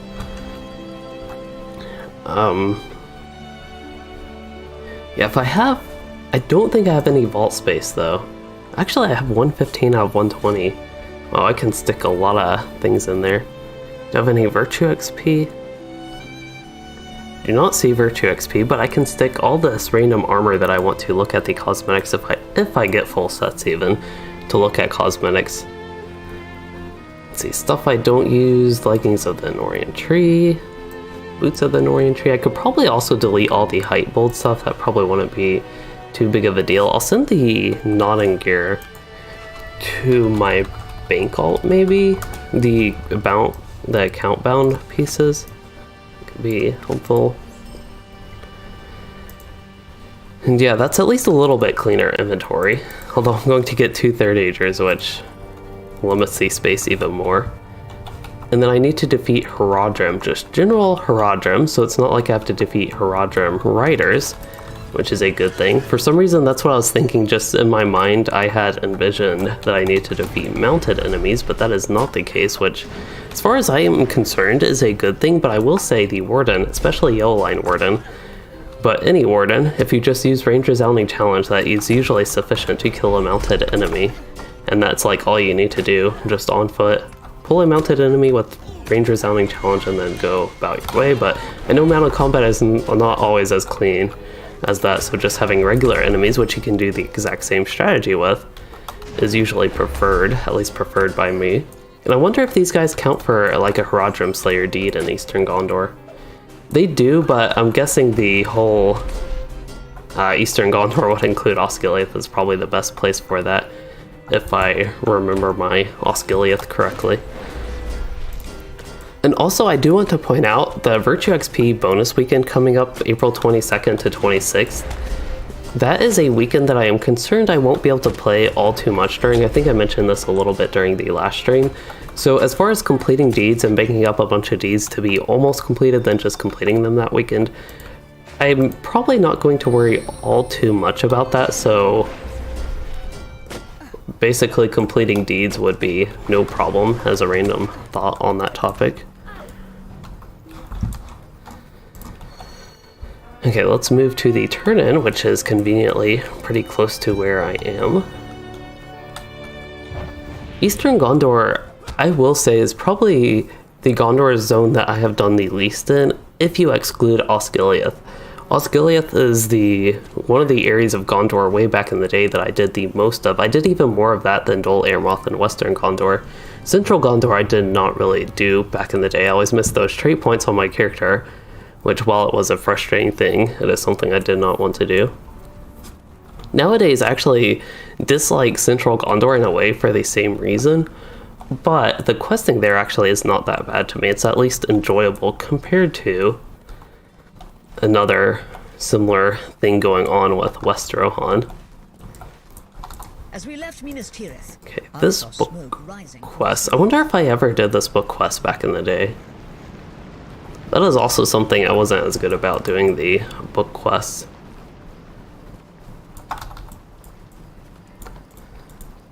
They say Back in the Gondor days, at least. And mainly, once again, just because of Rohan. Hello there. This is a neat little encampment town. Looks relatively large, and they have a lot of environment, like tents and stuff that people are sleeping and living in. A little bit different, I guess, than the usual quest camp that you go to. Oh, when you had to do book quests in a group and having to wait to gather a group to do that, yeah, that I don't remember doing too much of that, to be honest, way back when, but I know nowadays you run into book quests that are like, you can do either fellowship or solo option. When you do the solo option, you get like a huge damage buff, that type of stuff. So crossing to somewhere south of Tumliden, which I'm guessing that was the town. The crossing, I wonder where that would be as far as the quest tracker goes.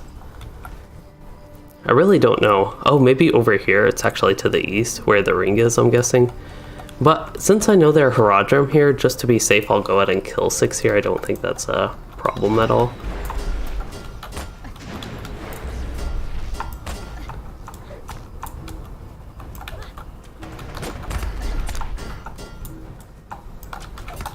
But yeah, maybe that is one reason. I know way back in the day I didn't do book quests, and maybe that is even one reason. I also think just because I was a general noob, I didn't even know too much about book quests. I come as somebody who mainly started LOTRO because my friends played and it was an MMORPG, not really because of the Lord of the Rings and interest in that. Now, the game itself has made me more interested in Lord of the Rings and the lore going on there.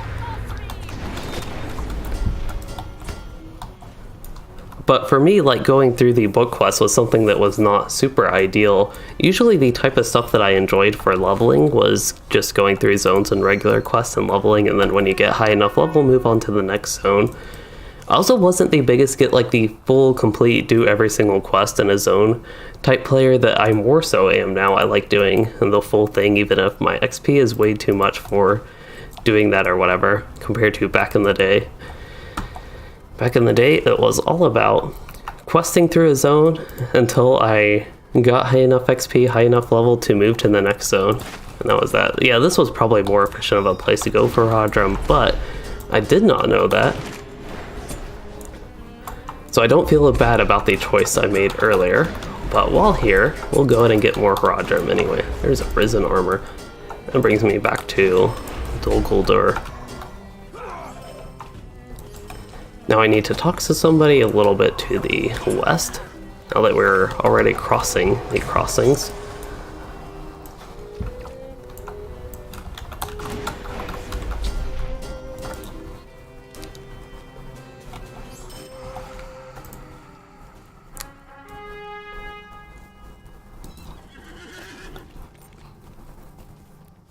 not used to generally playing this early. It's really weird to me that it's still not even 4 o'clock my time. And we're already like an hour and a half into the stream, but I'm just not quite used to playing games this early on a weekday. Yeah, I don't think I want any of these essences. Let us go to the meeting of the roads. I also don't want any of those essences. I think it's kind of funny they give you these defensive essences. Maybe they were a little bit useful back at level 100. I don't remember exactly with BP. But these are really essences that I am totally not interested in right now. I don't even think tanks at this level would be interested in them. Maybe the incoming healing, that is a possible one, I will say. Maybe resistance, but I find that kind of unlikely. Lost an arc. So I need to go all the way around, actually. Arnak. This is a very green place on the map. I feel like Eastern Gondor would be also one of the areas I'd be very interested in seeing post-battle. Post-battle of Minas Tirith, the... what's it called? Yeah, after battle. But... right now we just have it all red tinted, yellowish tinted, and all darkened. I feel like I talk about all the time these bushes being ugly, but it's somehow, I will say, almost adds to the environment. If we were in an after battle Minas Tirith version of Eastern Gondor, I would say these bushes just need to be totally removed, but they somehow add to the ugliness. They add to that oppressive type environment that I think the Mordor is supposed to impose on Central and like Eastern Gondor going through these areas, even Old Anorian. So as much as I hate to say it, I feel like the ugly bushes have an ugly purpose that actually fits in to the zone. But in other areas, and even in like the post-battle, after battle, they're just kind of leftover ugliness, unfortunately, to me. And I feel the need to say that just because I criticize and talk about those bushes being ugly so much. I feel the need to say that just because there is a little positive part of them, even if I feel like the positive part is being ugly.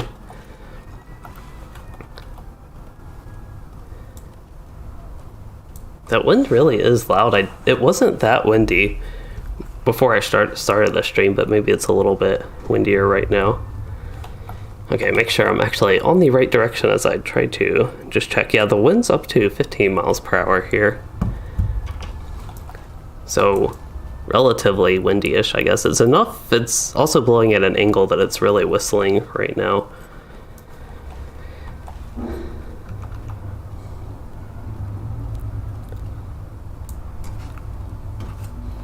Something, I don't remember. Oh, just a bunch of notifications on my phone that I can ignore right now. Okay, so we need to look. Oh, not quite in the right spot. I wonder if I did the regular, I'm guessing if I did the regular quest here at least, the regular Eastern Condor quest, I would be getting some quests for this Harlan, and that is why it is weird that I don't have quests right now, I guess. It's something I'm okay with, even if I do decide to do regular Eastern Gondor questing, if I somehow get to that point on this Warden, but right now I am just focusing on the book quest and going about that, which is really weird to me, but I actually do find it an okay thing to be going through right now. Oddly, so usually if I go through book quests like this just to get the book quest done, usually that feels like a very grindy thing that I don't want to do, but it's actually, oddly enough, not that bad right now with Gondor. I don't know if it's just something, my mood with Gondor the past couple weeks has been very positive, or if it is actually something about Gondor that makes this particular type of questing that usually I may dislike actually enjoyable.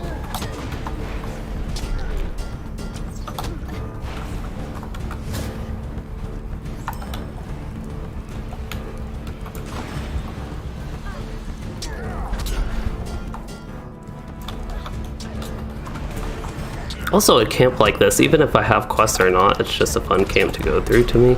Probably already have the Orc Slayer. Yeah, I already have the Orc Slayer D done for this area, thanks to Osgiliath and all this stuff there.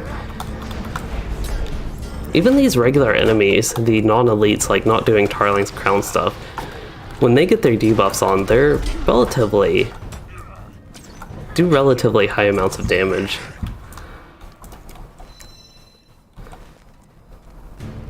This is a pretty neat place. It's almost like a mini Osgiliath in a way, it seems like. Packed with enemies, a whole bunch of different things, different cluttery things going around in the city. Alright, now is the time for Never Surrender, because I would rather not die at the moment. And I need to look in one more area. I actually need to look right here. Oh no, I'm actually about to die. That's not good. I don't remember. I died once in Tarling's Crown when we got to the Fellowship instance, but I don't remember dying on the landscape, and then somehow this place, non-group place, that is what ended up killing me. I definitely could have avoided that death though. That was more so, I'd say partially due to my laziness, which I'll go ahead and use a potion here, and not being too attentive, I guess.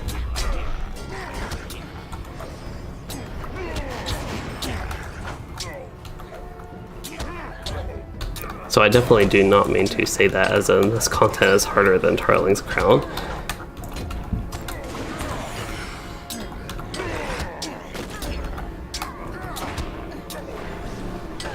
Okay, get my power up and then we can deal with this archer. I accidentally used that gambit somehow, but it will still kill him ultimately. And I did look at all the places I need to, so the question is, would it be faster to ride my warsteed out and travel there, or do we break immersion and go into Minas Tirith and just take the swift travel to Arnak? And I'm going to vote the second one. We'll see how this works.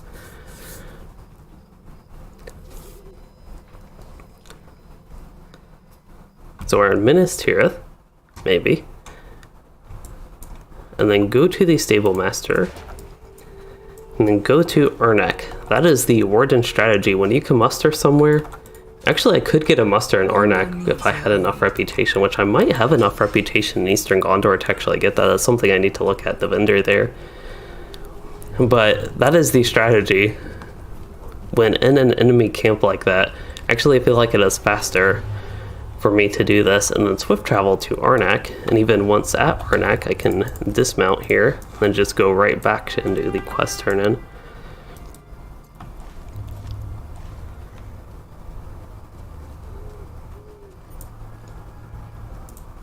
Like all these prettier bushes, the ones that have a little bit of color and aren't just the, I don't know, ugly variety. Okay, so we need to talk to somebody back north, but I do, while I was thinking about it, I do want to go back to Arnak and see if I can get a muster here.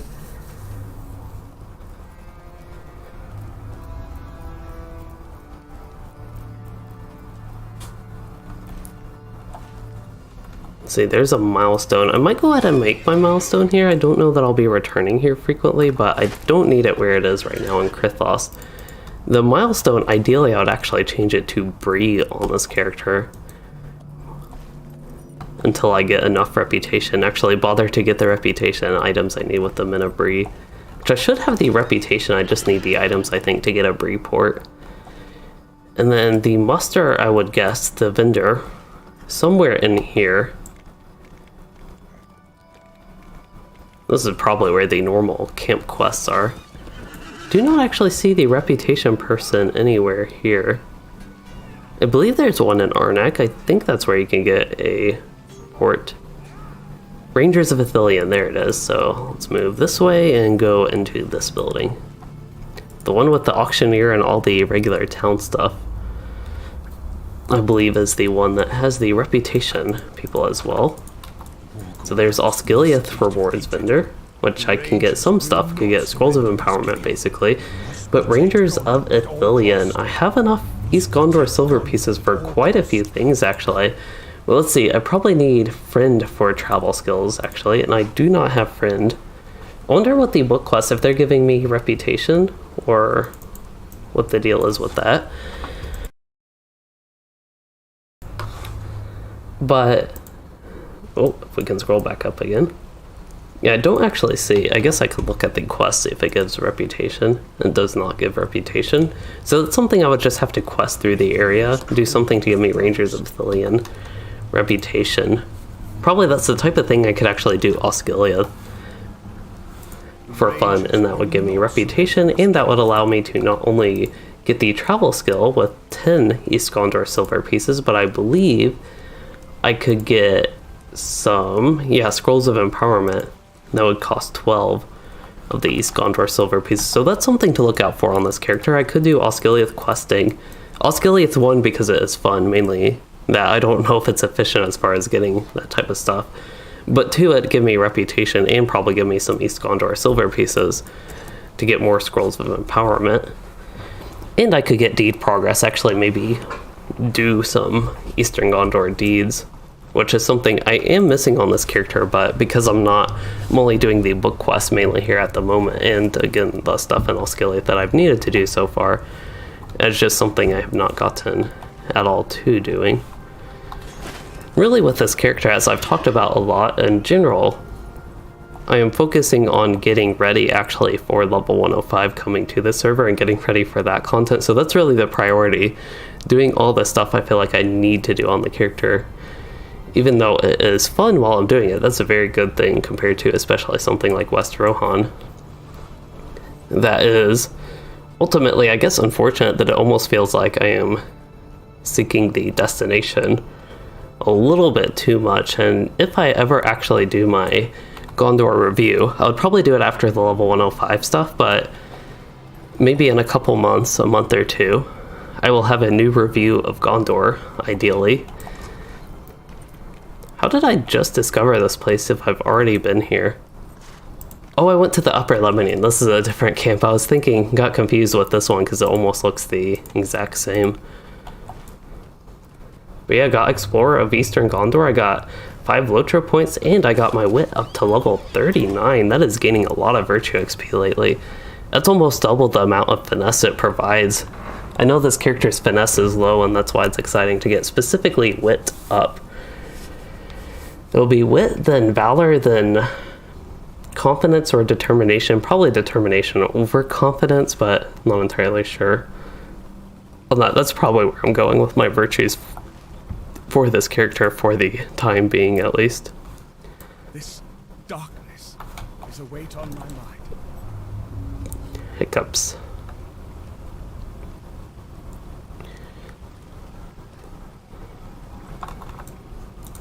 Good timing.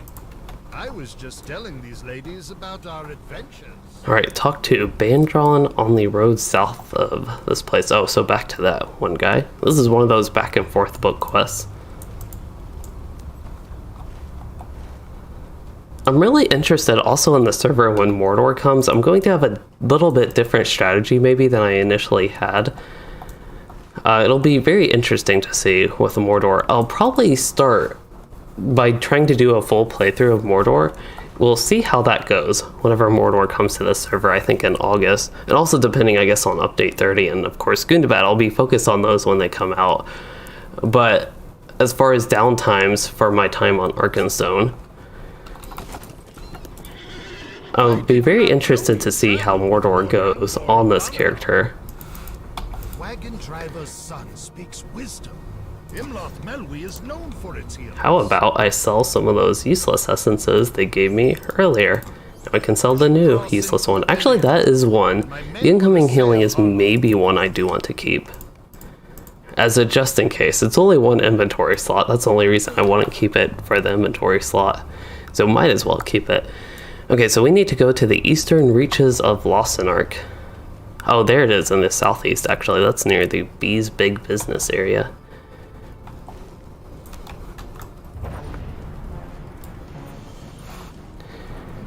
Once again, with the Outlook, I still have a little bit over an hour that I can stream, so we're all good on that. I don't know, it's just the time of day. I feel like being afternoon, it's all weird to me. Especially because initially today, again, was planned to be a video day, and that did not end up happening. And then when I was initially thinking about the stream, I was like, oh, I do it in the evening, but that will not be possible. So I was able to fit it in the afternoon, partially because I've gotten so much done this morning. So it's just like my total schedule for the day has been very odd, I guess. Oh, there we go. Hey, we actually found something. This is actually the bee's big business. I believe this is where Grim Beorn, and the bees are to start, if I remember correctly. It very much so looks like it. Maybe looks slightly different than this. I'm guessing it is like an after battle version of this and the skies are clear, if I remember correctly, but yeah, so the rangers to the south cross the river by boat. I guess if they're going to make me cross it by boat, seems like it'd be a fun river to swim across, but the quest objective was to cross it by boat. Okay, so this is defeat Haradrim in South Ithilien, and I just got another quest here, so might as well keep that quest is what I feel like. The rangers in the south quest, I honestly cannot see that on the tracker anywhere. Barhurin, Crossroads, not that area, nope. Okay, let's zoom out and see if I find it. I still do not see it. At the nearby campsite. So there's a nearby campsite. Maybe there it is to the north. Okay. Let's go north. Even though, again, the book quest, I know I need, like, the Haradrim and all that, I am actually curious. Because I picked up this quest, it got me hooked in, and now I need to look at it. But for Eastern Gondor, I really do feel the need to go back here and do the regular questing after this. Eastern Gondor.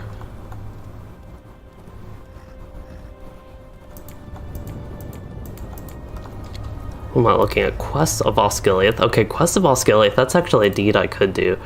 Quests in South Ithilien. There's a lot of quests here, actually. Wow. I've already done 7 of them as well. Probably some repeatable ones that I've done outside of Osgiliath that have counted. Maybe the warbands even count for that. I'm not entirely sure. That is a possibility. But yeah, there are a lot of quests actually in Southern Ithilien. I don't know if quest-wise, I'm also curious on this, if Southern Ithilien, if Lossonark, I don't think that would count as South Ithilien though, so that might even be its own thing. And there's a whole quest deed for Lossonark as well. And I think Upper Lebanon, that is actually also an Eastern Gondor zone, if I remember correctly. So Eastern Gondor had a lot of content, it looks like. I do wonder though if South Ithilien does include all of this, or if there are actually 35 quests that might be in South Ithilien itself, Southern Gondor. That's also something, I just go to this map so infrequently, I did not even see there was a Southern Gondor, to Southern Gondor. I guess Southern Gondor would be south of Barhurin. We're at this lake right here, so here's South Ithilien.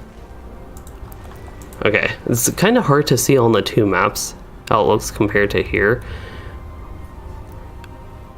But I believe the Southern Gondor is going somewhere around here, this area or so, at least where it says to Southern Gondor. So I wonder if that is the way in the future, if they did go to Harondor and down to Harad, if that is where they would connect. Probably actually have a connection to this zone where it says to Southern Gondor. Maybe we can check that out as well, if that's something I remember to do today. But yeah, Eastern Gondor, just in general, this update might have had a lot more content than I initially realized with just looking at it on the map again. Upper Lebanon, which these are 2 relatively small zones, I will say. Upper Lebanon and Lossonark are relatively small looking. But also South Ithilien a lot here, and of course a lot with Osgiliath in the instances, compared to something like Central Gondor, which I don't feel like, even if it had retaken Pelargir as an epic battle, which I believe it did, it just did not seem to have hardly as much content. And even Western Gondor, while it had maybe more than Central Gondor, at least I feel like it had more than Central Gondor.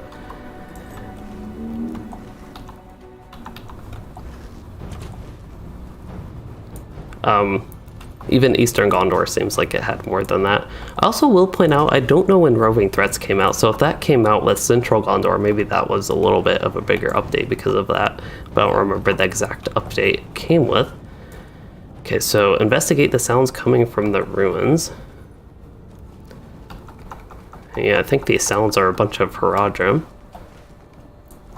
And I get a couple quests here, so might as well do this. This is actually, I did not realize there was a place with quests like this. There are some places with quests like this where you go to a camp and then they pop up, but I thought that was a big feature that started in Minas Morgul, actually, with Mordor Besieged is when I really noticed it being used. But that's kind of random that I just see that here in Southern Ithilien and Eastern Gondor. These are the type of quests that I actually like. So this is exciting. Exciting possibilities. I really am like kind of looping myself into the idea of me wanting to actually go through Eastern Gondor properly now.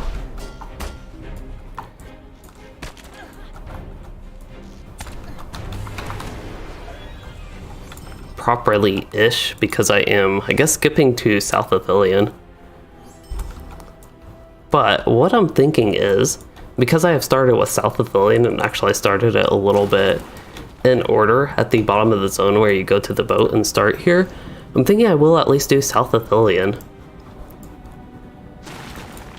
So that is, I suppose for the rest of the stream, I will be questing in South Ithilien is the current plan, as we destroy some Haradrim supplies and loot some backpacks, and filter some crossbows.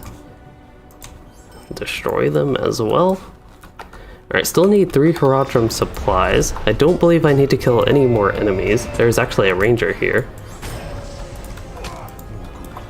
And I need to speak with Gladier, who is to the south. Hello, Bikant Lycant. Yes, it is a midday stream, Monday afternoon.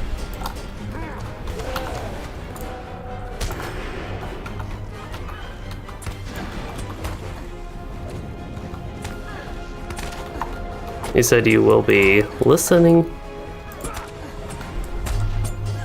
Let's see, I need to focus a little bit on what I'm doing here just so I don't die. Okay, there's a big troll guy, half troll rather. I feel like that'd be an insult to trolls to call him a troll guy rather than a half troll.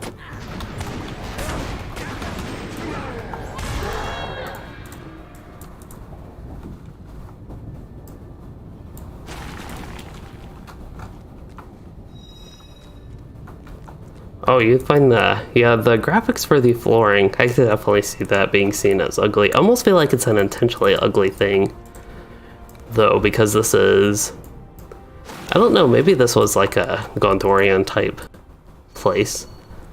But with it being ruins and all that sort of stuff, I feel like they made it extra ugly to have that part of the world building environment, I guess, going on. Alright, Haradrim supplies, one more. There's one more barrel that I was actually right next to and skipped over. There are even 2 of them here. There is a wooden chest. That will take priority. Rather, loot the chest and then destroy the stuff. I got 2 heritages from that. That's kind of odd. Not that they're that impactful, both 1000 XP, but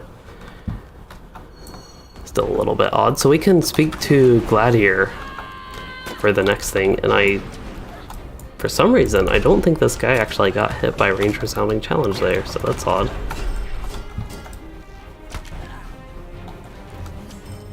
Yeah, Gladier is on the road here, and then the book quest that I initially was going to focus on, and that was like the only thing I was going to do in Eastern Gondor, that is back at the camp at Bar Huron. Oh, I think the bleeds dismounted me. I can go ahead and start removing those. They're just totally killing me. Now I need to search for Mirthil, who's to the south-ish.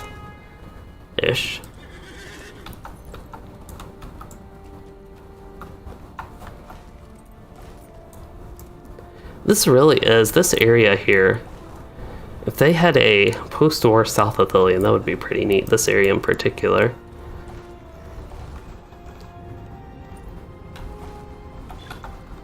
I feel like with Gondor, the whole post-war after battle type stuff is just so much of a topic for me because of Western Gondor, not really being influenced by the Mordor, Shadow of Mordor, that type of stuff. And also because there's like after battle Minas Tirith and after battle Old Anorian. So you actually get to see that with the prettier blue skies and all that sort of stuff. And I just feel like some of these zones, because of those reasons, I notice it more and pay attention to it.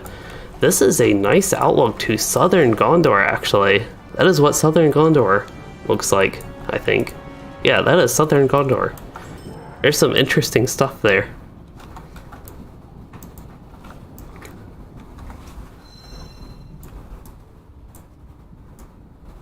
I feel like if they actually did go to Harad and Rondor and Southern Gondor with all that, I really do feel like they could take the opportunity to make South Ithilien an after-battle version, and then Southern Gondor is where they could connect to that stuff and you'd actually get to play in that area.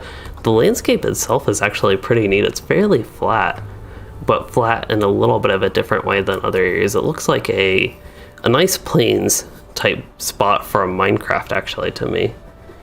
Too much stuff in LOTRO is reminding me of Minecraft. I just feel like a lot of the LOTRO landscapes would be very fun to play in. Minecraft is why. But yeah, there are a couple trees scattered about, but that is mostly it. You do see some of the ugly bushes, unfortunately, but yeah. I think it's a pretty nice, vast looking landscape even. There's actually a big question of what is going on there. That would be an interesting area to explore. Oh, that might actually be in South Ithilien. I don't think that mountain is, but I think this cliff kind of dives off there. I don't know how far you can see down this road. Oh, there's even a camp right there. That I did not notice. I was like looking up the whole time.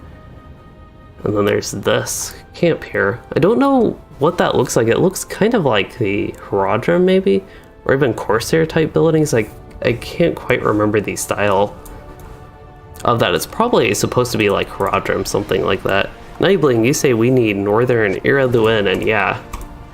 If I go back to Eriador and quest in Eriador, I could do the exact same thing and talk about like Iraduin, Northern Iraduin, or even south of Iraduin, south of this river and these mountains. That area west of Iraduin as well, that part of Eriador, south of the Shire, south of Bree Landfill, and west of Inadoith, this whole area. The South Road, of course, with all that. Even Dunland, you could go west of that. You get... That would be, basically, to fill in the rest of this, you get all of the rest of Iraduin, north of that, west of Evendim. I believe Evendim ends around here, around this river, so you could get all of that. You could go all the way down here, all the way over here, even to Gondor, and then just get Amphalos, that area in Gondor, and skip whatever stuff we have in Rohan and Dunland, and then go west of that. West of Inadoith, southwest of Loneland, south of Bree, all that stuff. That would be nice in Eriador just to complete it out as like a huge land chunk section there. I feel like that would be a lot of zones though, just based on the total area if they did decide to do like every part of that. It's something I honestly would not mind one update in a year. Just like going through various places of Eriador, kind of like Wildwood. If they do one update a year, doing stuff like that, I think it'd be pretty decent pace for something like that, and then 2 big updates focusing on new content. I actually would be pretty happy with an update system like that. So I believe all the little side quests that I get for this camp, that is all I needed to do. I don't know if there's anything if I actually go to the top of the ruins, if there's anything else there. I could have used my interrupt. Oh well, I will just use my stun remover instead. But yeah, I'll do the turn-in since that's very close and just see where that leads.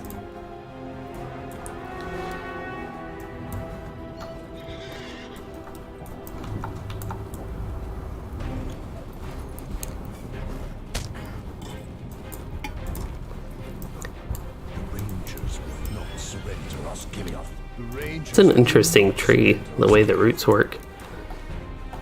Okay, so that was it at that camp. but I am curious enough that I want to go to the top here just to see if there's anything else. Does not look like it. I'm guessing actually, yeah, the Haradrim Slayer, I need 47 more of those. I thought I was closer to being done with that, so that explains why I still need more. I guess whatever enemy, once they got me off the war steed, maybe that's when they saw as a warden and just got scared and ran away. There's a random bear. That's what I feel like, a type of thing that almost feels like it's been lacking in Gondor. Maybe just because I don't remember seeing any. There might have been some in some areas, now that I think about it, but nice to see a simple bear mob like that. I guess for me recently it's all been Corsairs and Haradrim and Easterlings and that type of stuff, and Orcs of course. So just seeing things like that, even the Lynxes, seeing stuff like that is kind of nice. That's a nice tree. I'm also excited for North Ithilien. That is a place that I did not do too much questing in when it was released. So I'll be interested to see actually going through that. I think questing is neat. I will say the zone itself looks very nice. There's some odd things about the zone, but overall it definitely looks nice. It'll be interesting for me to actually compare it maybe a little bit to South Ithilien now that I'm doing more of it on this character, way more than I ever did in the past. The non-Osgiliath part of South Ithilien, just to clarify that.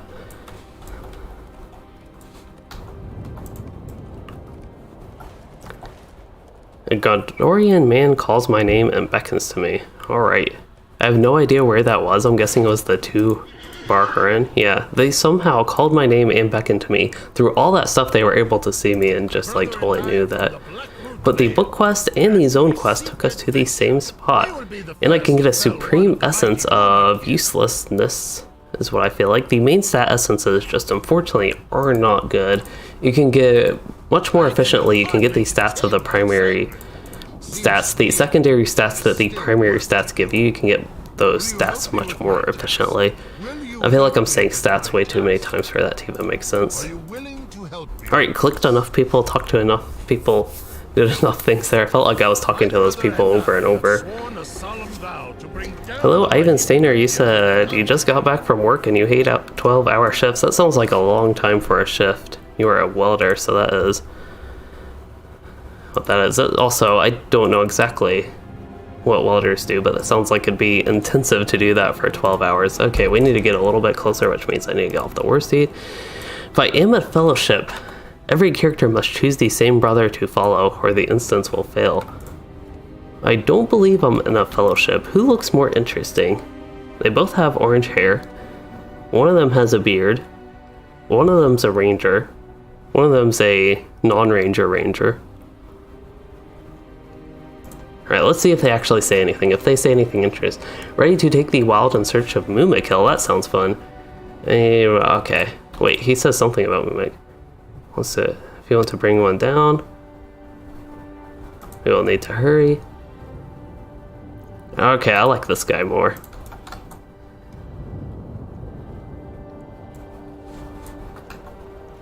I would also like to kill a Mumak.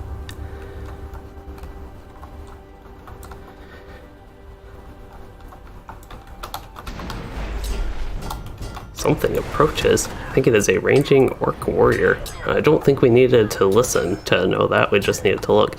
Hello, Zeradois Gamer. You are wondering what attributes you should focus on in this class, and I'm guessing you're meaning what stats for the Warden. And the most important one I found is physical mastery. Vitality is also good to boost your survivability. So the main stats, I should actually start with the main stats. Agility and Vitality are the two main stats for Warden. You can sometimes find pieces of gear with Might that can be useful, but in general, main stats Agility and then Vitality. Agility for damage and Vitality for health. And then after that, you have Physical Mastery, Critical Rating, and Finesse for the main damage focus secondary stats that are good to look after.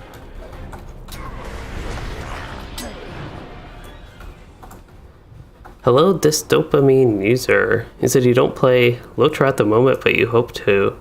Oh, you hope my day is great. Well, my day is great so far.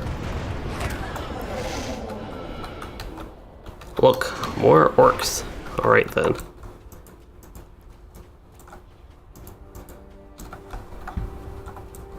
I feel like I chose the wrong brother. This guy does not seem to want to deal with anything. He just wants to look and listen.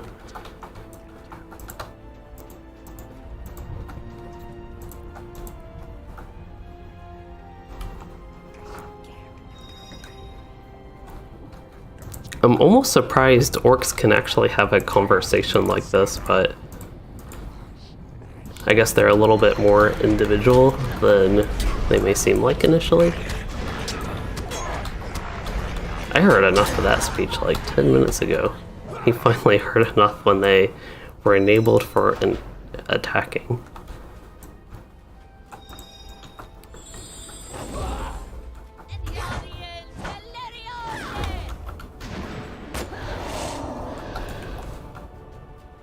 Don't know what these hunter's traps are. Maybe that's for a different quest. One of the zone quests that I am not working on right now with this book. I believe this is a book quest that I'm doing. Actually, I don't even know this is for the book quest. Hello Ghost Charm as well. You said your first time catching a stream and you've loved my LOTRO videos forever, and you said keep up the good work. Well, thank you for all that. I'm glad you enjoy the videos, and I guess glad you were able to catch a stream. Oh, here's the other brother.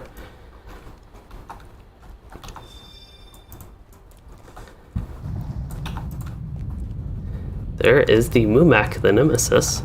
Compared to the stuff in Tarling's crown, I actually do not feel like it would be a problem to even take on two Mumaks. Two Mumakil at once. Oh no, they're running. I don't want to run away.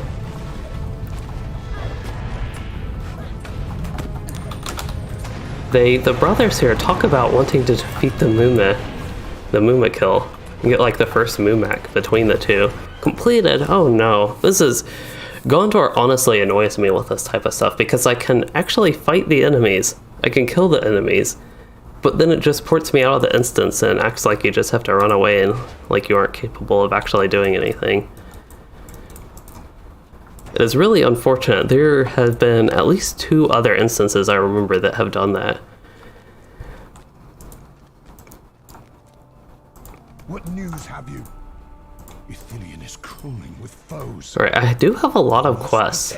That is a good thing as far as the general zone goes. I don't know if these are all what I need to do for the book quests. I don't even remember. Talk to Dwellin at Bar Huron, so these are separate things. I don't even know what I'm doing with this barrel of water, but I'm picking that up. River Galos.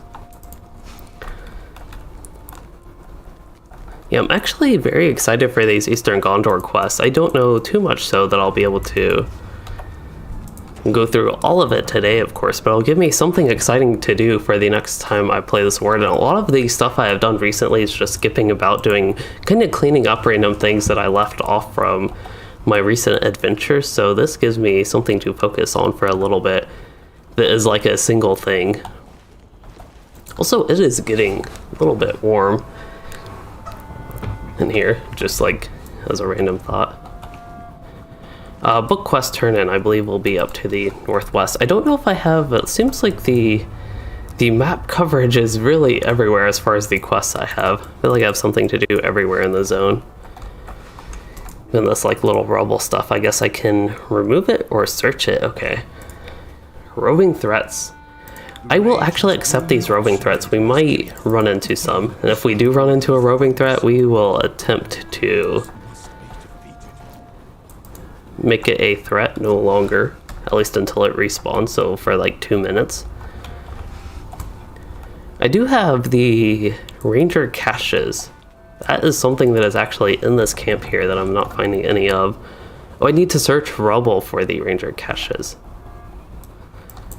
Even though I already searched one, I guess I didn't find any cache there. So, Ivan, you said that Weller uses fusion to join 2 pieces of metal together using molten metal.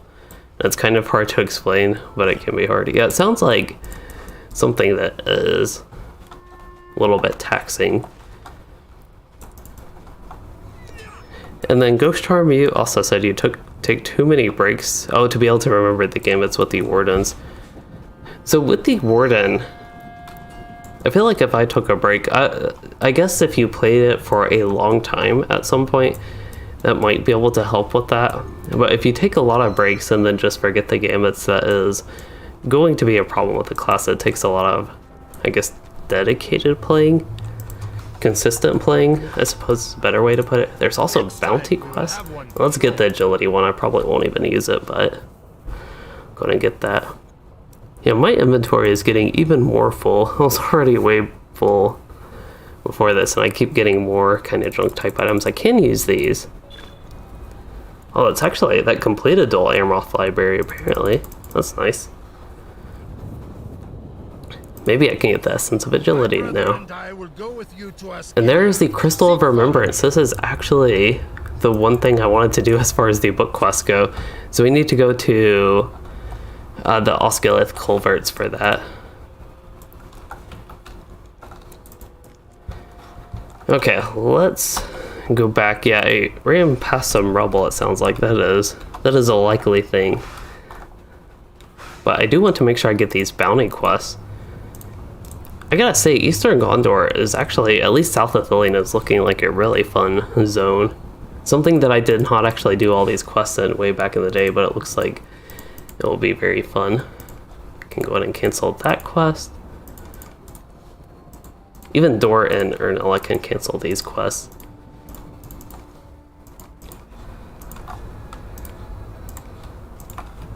Let's see, how are we doing on time? Still have almost an hour that I can safely stream here as I getting a lot of these quests.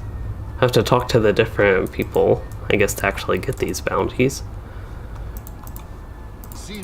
Continue. Well, they had to make it that hard that you had to actually talk to the NPCs. I know that's not really something that is difficult or hard to do, but for the bounties, you can't just get the bounty. You have to actually talk to an NPC. And Ivan, that's mainly because of my schedule. I need to get done around 5-ish, but a little bit after, I think. And that's mainly so I can eat dinner and then do the stuff that I need to. It's kind of a time limit, a little bit of an artificial one that I set to make sure I can get stuff that I need to get done today done.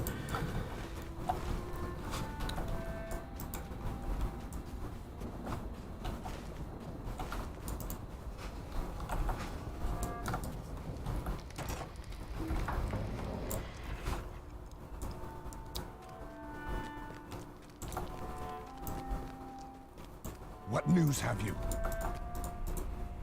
The Morgul host must be defeated.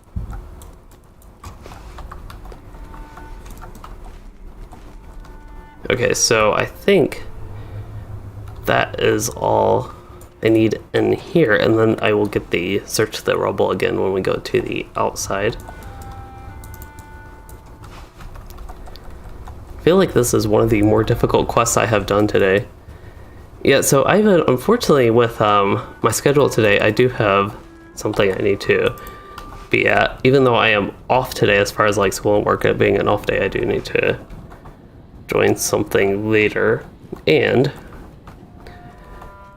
the only time I was able to fit in a stream was earlier in the afternoon with that. So, while I have already gone like 2 hours, it is a relatively decent length stream. That just means I started early and will be ending closer to my normal time to start a stream, actually. And Ghost Charm, I am a student for work. More specifically, I'm a research assistant.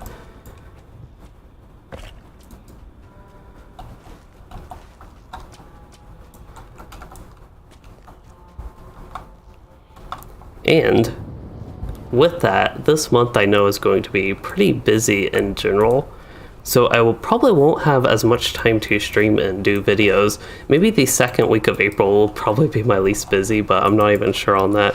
And the field is atmospheric science.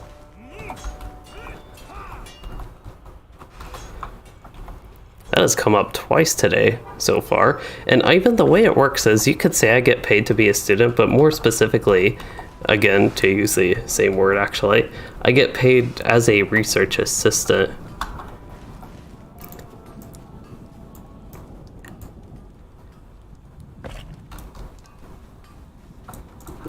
Oh, I think that was the same rubble. It was glowing on the other side as well, it looked like.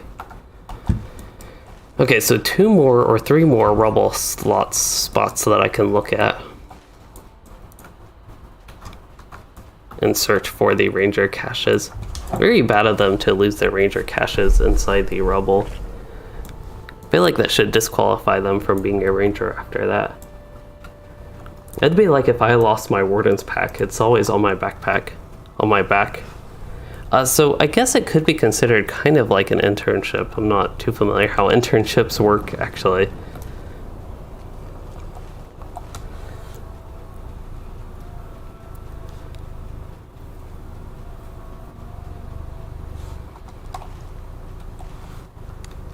And yes, the cat has been up and around, down, and now back up. She was helping out during the Tarling's Crown Fellowship instance that somehow successfully got completed and defeated the arch nemesis that was once there.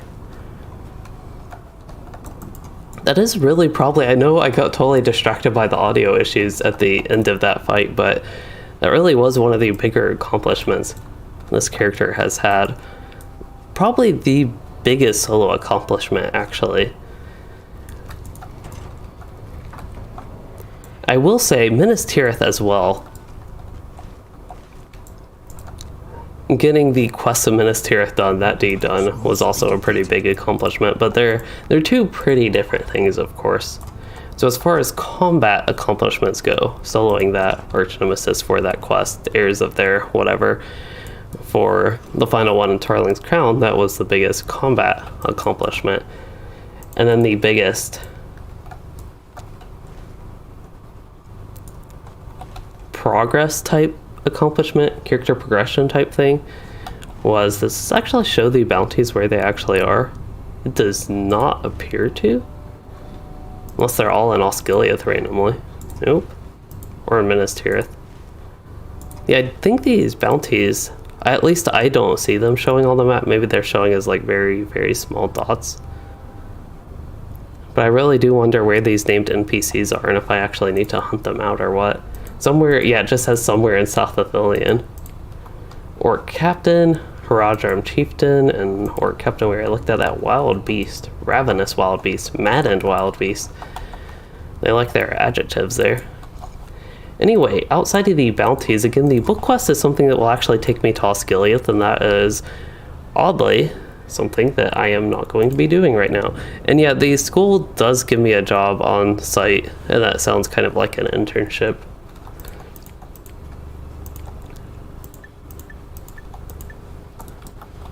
Okay, so all these other quests I actually have one that is in the camp. I don't know if that's a turn-in or what that's about.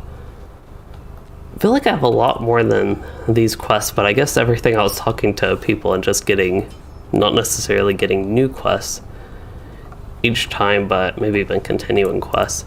Alright, so I have an objective right here for bows and arrows. Oh, there it is. At the workbench, I did not realize these were for quest items the whole time. So I am repairing bows and making something. Making bundles of arrows, okay. I guess I'm sharpening this quickly. I'm sharpening a stick and that is me making arrows, okay. That is what I like to call video game logic. And I think many other people call it, but this is very much so a video game logic type thing. Just pulling a dagger out and a knife and a stick, and then me holding them for a little bit means I have sharpened arrows. I guess I'm putting the arrows in the quiver. Oh, I have to deliver bundles of arrows. Alright then.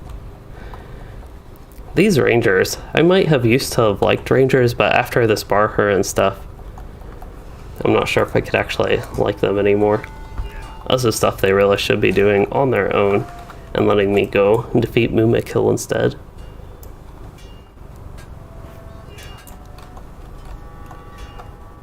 Is there another quiver? Nope.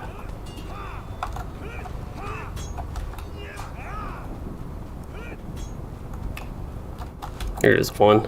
I feel like I'm going to be running through the town just pressing the delete key as best as I can with my cat here, and that'll be it for this quest. Have I heard of these roving threats? He has only seen me do those. I don't know how many times, but he still feels the need to ask me if I have heard of these roving threats.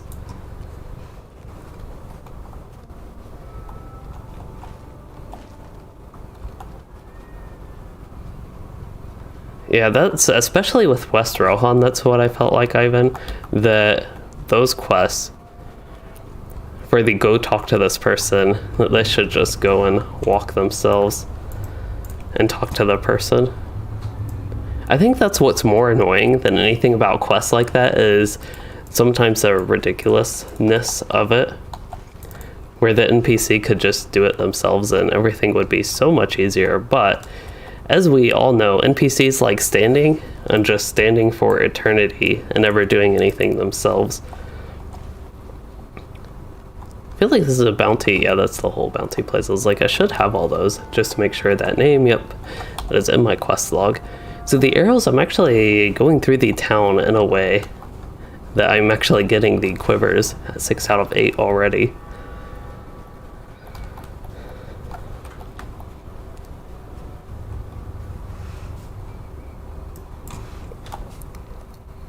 Stable Master? Yeah, the Stable Master really needed those arrows.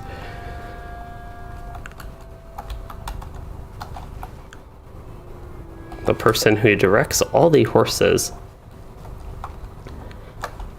to help people travel, they needed those arrows. There's a quiver.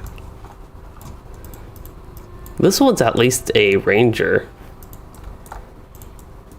Alright, now I am ready for turn-in for that quest. That was as excited as I was for South Athelion. That is the type of quest to totally set my mood to be less excited for South Athelion. The rest of the quest I still feel like should be fun, but that was just like an annoying quest more than anything, to be honest.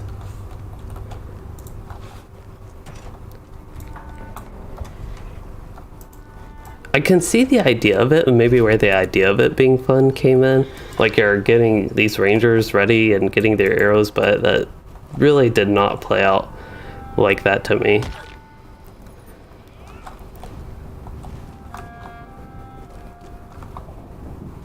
My worst state is trying to rubber band back, but I'm going to keep jumping and not let it. I'll even dismount here. Oh, it took me back anyway. That's unfortunate. You can actually jump through that, I guess. And that's also exactly the thing with it as well, Ivan. I am a warden, so I can be useful fighting things. That's how I feel in epic battles as well.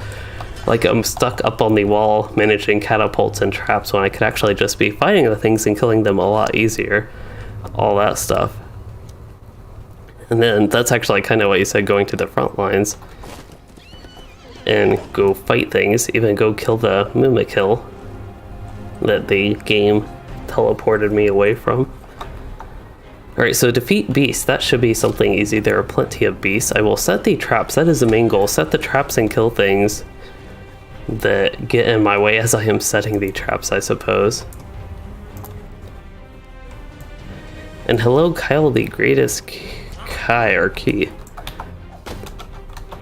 There's a Morgul sentry. Here is the one attacking me. It's a Morgul skirmisher. I wonder if I can just set traps. Set a bunch of traps here. The quest item still says I can use it. Looks like I can just, I'll just put all these traps in the same location. This is just to show the extra amount of ridiculousness going here. That instead of just killing something, I'm stacking traps like that, which is totally useless, of course. Okay, I do want to actually maybe fight beasts on the way.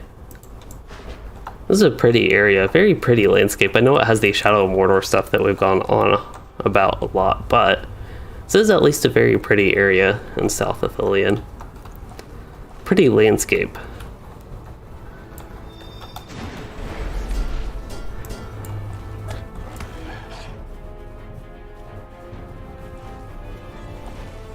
So Kyle the Greatest, you are downloading the game. I hope you enjoy it.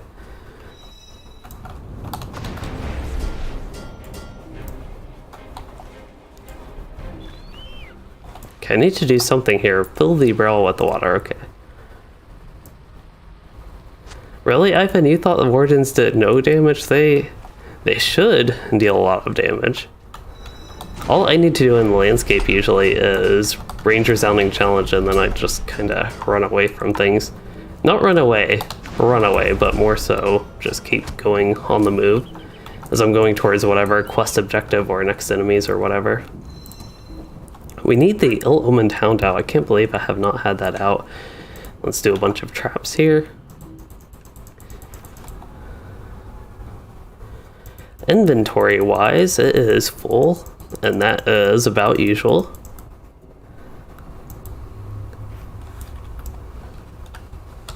I think those traps will be very effective stacked in a set of 4 like that. Just imagine all that time I spent setting the traps, I could have just been killing things that the traps would actually capture.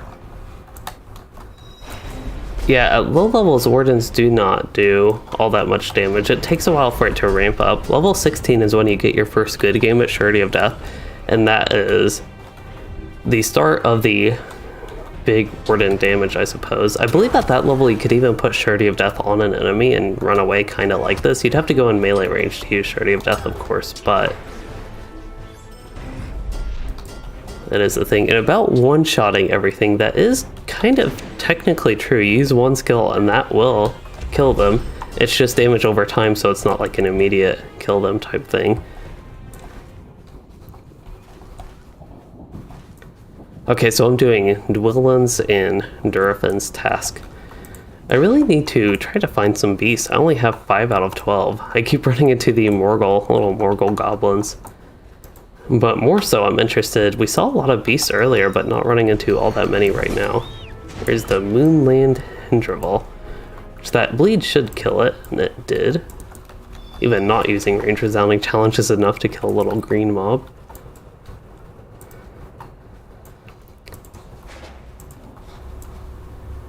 At the very least, ooh, there's a treasure cache. That's a random useful thing to come across. At the very least, oh, I still can't get poplar branches. I need to get those characters crafting up. They are mainly damage over time. So more like Lore Master or Red Line Runekeeper. But unlike Hunter or Yellow Line Runekeeper. So all this damage that you see me do in landscape, it would be a lot more built over time. Oh, he resisted. 1 or 2 ticks of range resounding challenge should kill it. If I get a bleed proc, usually 1 tick, but there we go. I should untrack those because that will bother me. Here are some more of the beasts. This is exactly where I needed to be. Probably could have gone on my war steed. I cannot see. Probably should have gone on my war steed. Do I actually need to use a potion? Yeah, that's doing damage, but not enough to actually kill me. Something bled me pretty good there. Did damage over time to me. Turn the tables. Those will get my health up real quick. Just use a couple of these heals because that will kill him anyway, and range resounding challenge is enough to take him down. And for the beasts, again, this is the area I'm actually running into a lot of beasts, so no worry about actually finishing that quest by the time I do the traps. Well, actually, I could do the traps right now and I still need 2 beasts, but there's plenty in the area. Maybe. Okay, let's place traps. Oh yeah, the cat got up and... yeah, I was so focused on the gameplay, I kind of forgot she got right in my face and in the way.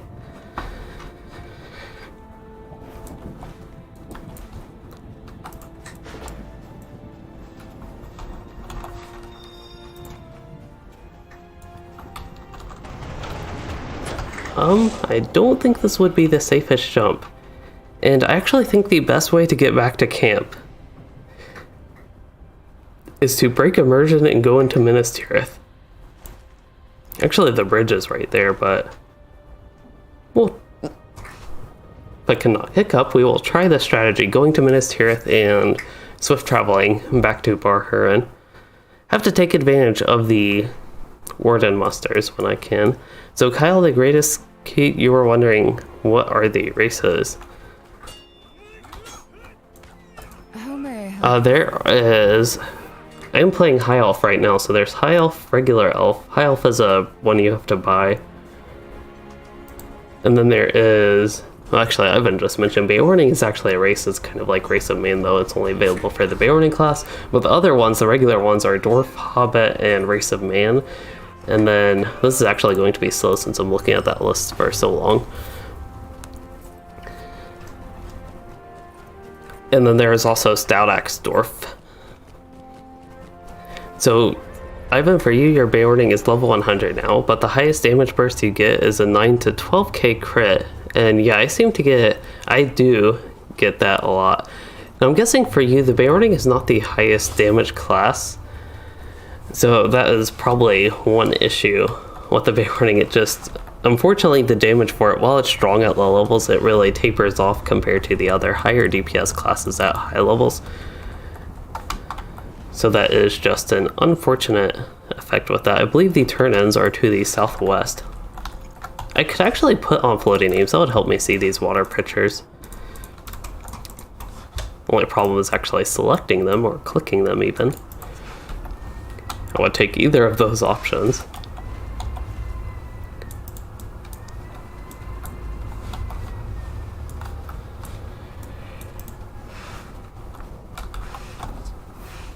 If I did not press delete, I probably would have run right past that one.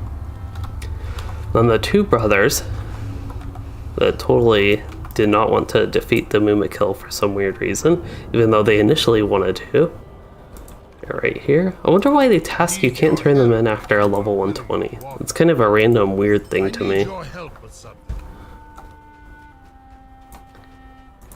Water pitcher. So Ivan, for your crits, you say you have 160% physical mastery and 30% crit. Yeah, my crit rating actually is not that high. It's 28.9%. Which still is a lot. That's almost a third, a little bit over a fourth of my attacks. Critting. There is somebody in my kin. Kind of random. I seem to run into people in my kin sometimes in very random places like Bar-Huron right here. Cat is back and rubbing against the microphone. Okay, water pitchers, there is one to the southwest that I can get. I'm guessing I need to do this quest and that will unlock more for South Athelion and Bar-Huron. As far as I know, that seems like it should be the way it works. So we will see after I get this and after I turn it in, of course, where that will lead as far as getting me more quests. And I do believe the turn-in is not here. But yeah, the other quests I have are actually only bounty quests, and then there is the book quest, but that is a little bit separate. And oddly enough, even though I was initially planning on doing Volume 4, Book 3, that is something I'm not currently planning on finishing today because of the change of plans with South Athelion here.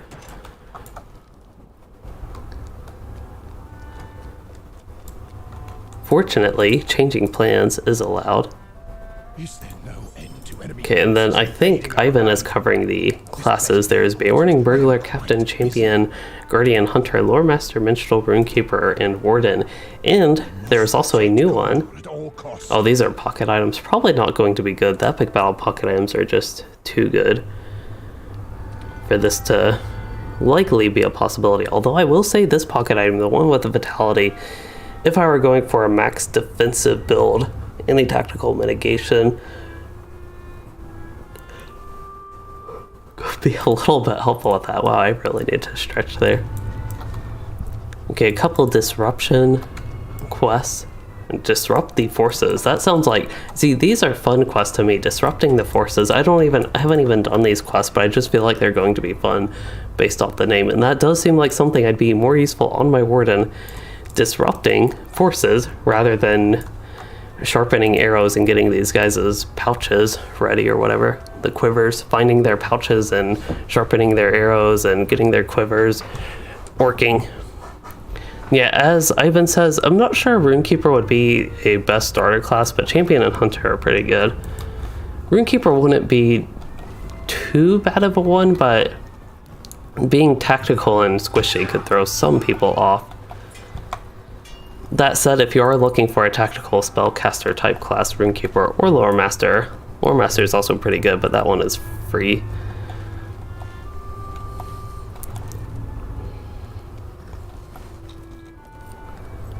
Okay, so this disruption quest, that one, I'll probably go to that one first. And as an outlook for this stream, I might do one more quest set, then be about ready to wrap things up. So we'll see how these two quests, how they work out, and if I can get any of the bounties done in the meantime. And also check my deed progress. So for quests in South of Lilian, I'm already at 17 out of 35. I know that's something I'm not too particularly, usually too invested in doing something like that, but it's something I'm curious for this character, the progress on that.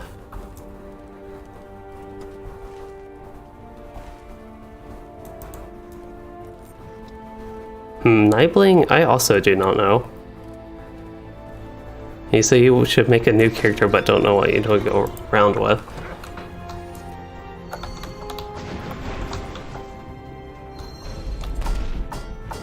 It's hard for me to not recommend Warden. Wow, 4 quests here. That's amazing. This isn't one of those you get 2 quests when you go into the camp. This is a fancy you get 4 quests when you go into the camp areas. None of my gimmick builders. There we go. Wonder why they weren't actually triggering earlier. My cat is at a very bad spot. I cannot move my right arm. I can move the mouse, but can't even move it that much. Yeah, Burglar is basically a thief or rogue type class. Okay, who do I have fighting me still?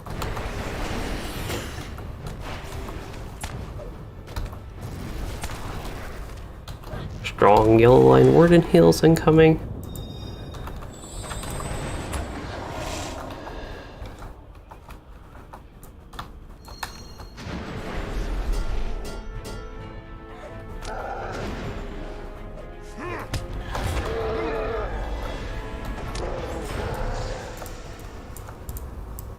See, most of the quests I have, 2 of them are to defeat things, and then the other half are to get actually these feed sacks here. Yeah, both of those classes, both Captain and Lore Master, are more fellowship-oriented classes. If you play with a group, they can be great choices. I will say the Lore Master is not bad solo.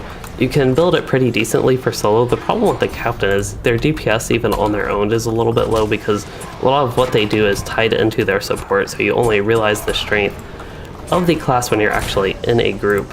Wow, these guys are dangerous. I need to revise my strategies. Hello, Donuts.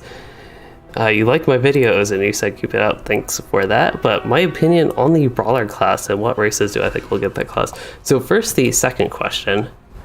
I might need to move my cat because I cannot move my arm. I am sorry. Maybe she will stay up here or just stay with her tail in my face.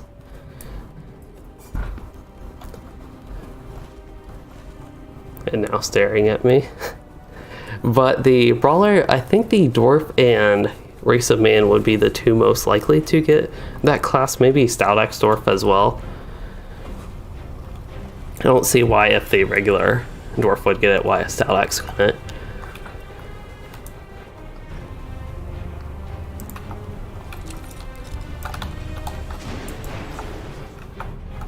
I think I have something chasing me, but I don't really care too much about that. So my new strategy is to actually pay attention to what I hit and go about this slightly more methodical than I was before. And change up my gambits a little bit, pay attention to my debuffs more because they are bleeding me and that type of stuff definitely hurts.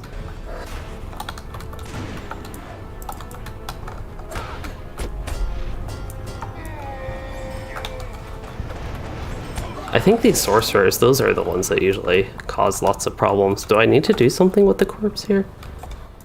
Can interact with the corpse, can interact with this corpse. It says complete quest, defeat, defeat. I guess I don't need to do anything with the corpses unless I have a quest item. Don't believe I do.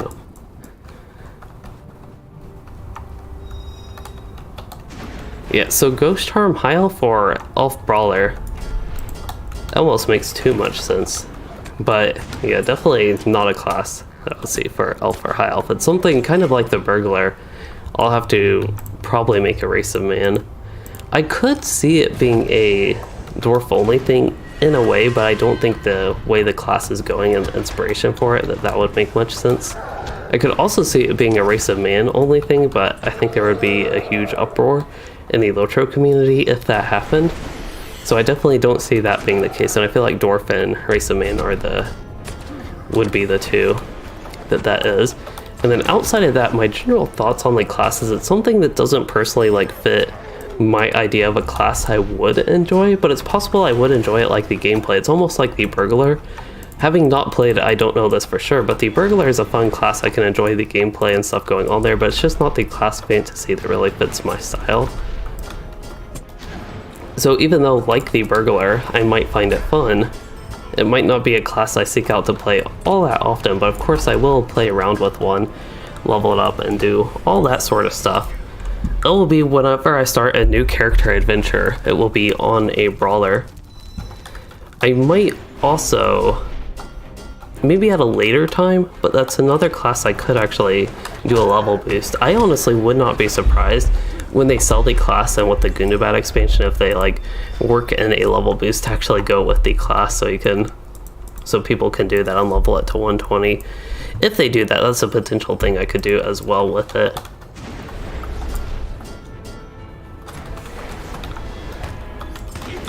But yeah, I hope the class, one concern with the Beorning, or considering the Beorning, is that the class will only be half implemented. I still feel like the Beorning is an unfinished class, to be honest. After all these years, it still feels a little bit like an unfinished class, and I just hope the Brawler does not feel that way. Mostly the Beorning, that one's a little bit of a tough topic in a way, just because I really like the Beorning. I like tanking on them, I like healing on them, but mainly with the DPS, and a little bit with their kit, that the class really could really use some updating and kind of finishing, as I would call it, especially with the red line and in terms of general skills and bear form skills mainly. So I hope the Brawler does not end up like that, basically. I might actually make a video on that topic. I got myself interested in that. Not on the Brawler, but actually on the Beorning. Let's see, my paper is running out of room for ideas.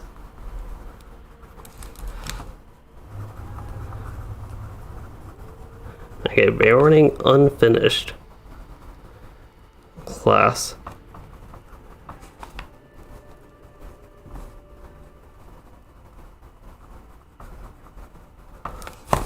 Alright, that might be a video in the future. I have so many ideas for videos, but that is one that really interested me there.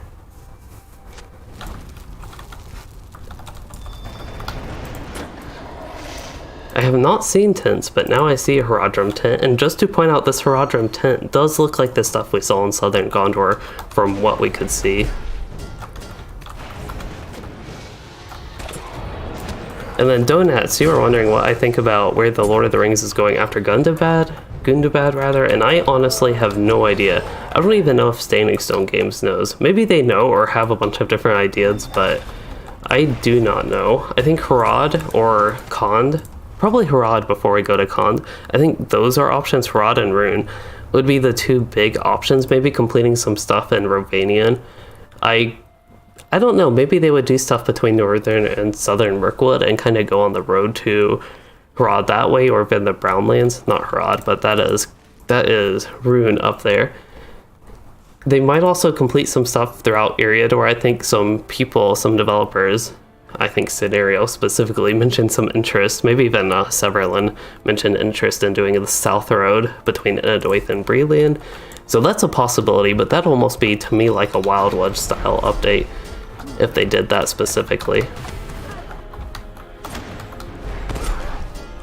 Okay, I need to burn tents. I think I was just at a tent and did not burn it. This camp, as small as it is on the map, it has a lot to it, and it's actually a fairly large camp, I would say. And yeah, the couple of zones in Mordor, since we're right next to this, I can go ahead and look. Nirn is a big place. This is actually a huge area. Nirn and Lithlad. That is, you see how small like Minas Morgul the area for that was. And then you have Nirn and Lithlad. These are two very huge areas that they could go to. I still don't know why these corpses stay here. I don't think I need to interact with them in any way. Maybe in the future I will, but not right now at least.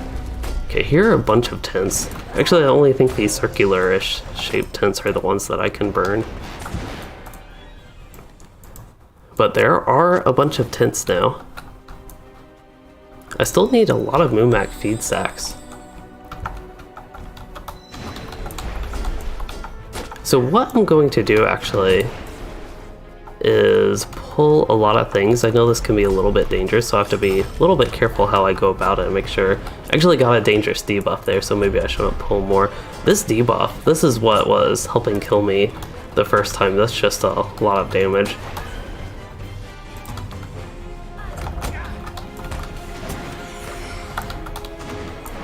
So maybe if I only pull one sorcerer, that would be relatively safe. One sorcerer at a time is my limit. Oh, potion.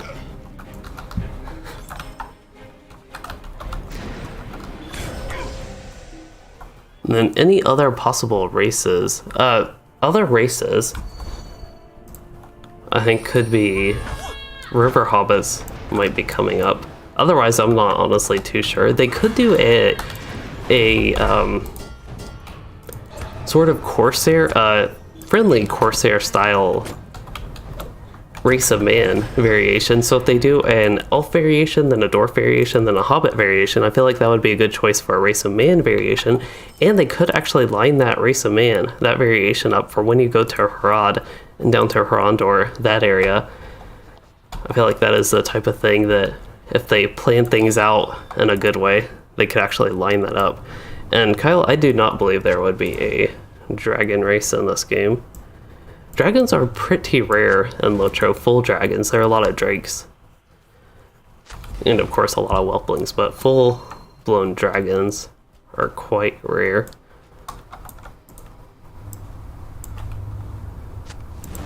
There's Yamabul, or Yambahul.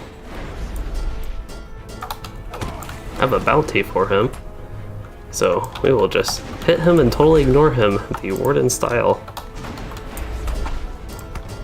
Don't think I need to go into this little tent for anything. There's nothing of interest here. They should, I feel like for player housing, they should actually add tents like this. That would be pretty neat. Probably wouldn't sell that much. I don't know many people that actually invest into their housing would like a tent as a house, but I think it could be pretty neat.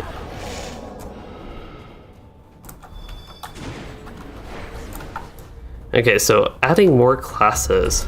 I honestly don't know what classes they could add for LOTRO that would be lore appropriate, but one I would really like is almost like a good defiler, not an evil defiler, and a melee, kind of a shaman, basically a shaman from World of Warcraft put into LOTRO. I don't know how lore friendly that would be. It'd probably be a mix of Runekeeper and Lore Master, and that same magical element that they have, but made into a melee class that maybe like defilers. Going on that note, like defilers, they use totems, and that would be like the WoW shaman. I would be very interested to see a class like that, a hybrid melee / magical class.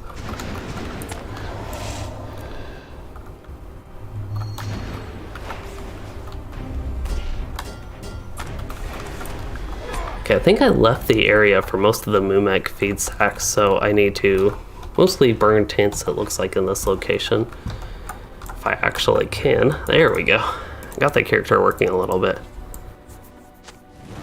So Donuts, you're missing the Drunken Master, so Brewmaster for the win. Well, maybe the Brawler will be a little bit like that, we'll have to see. And yes, Kyle, a Lore Master can have a sword, but not until level 40. You can dual wield a staff and a sword, but you don't gain that feature until level 40. There's a chest and 3 tents here. I don't remember if I cleared mobs out of this specific area, but get a lot of stuff done right here. Actually, the last tent I need and the rest that I need will be the Mumek food sacks. That one's ready to advance.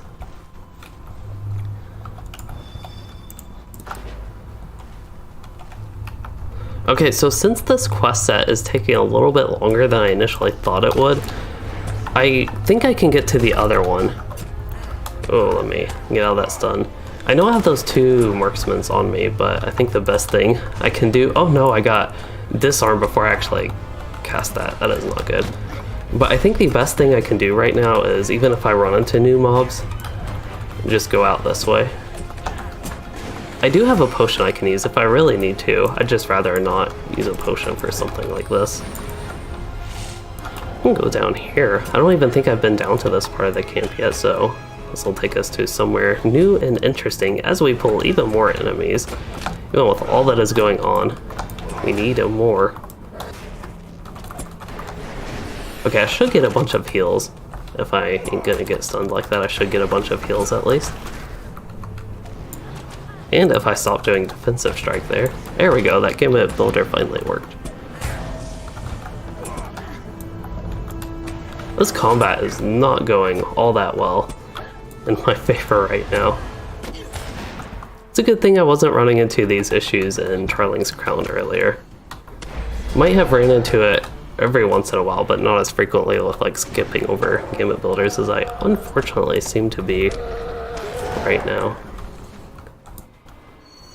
And yeah, Nightbling, as you say, magic is not lore appropriate. That is the issue.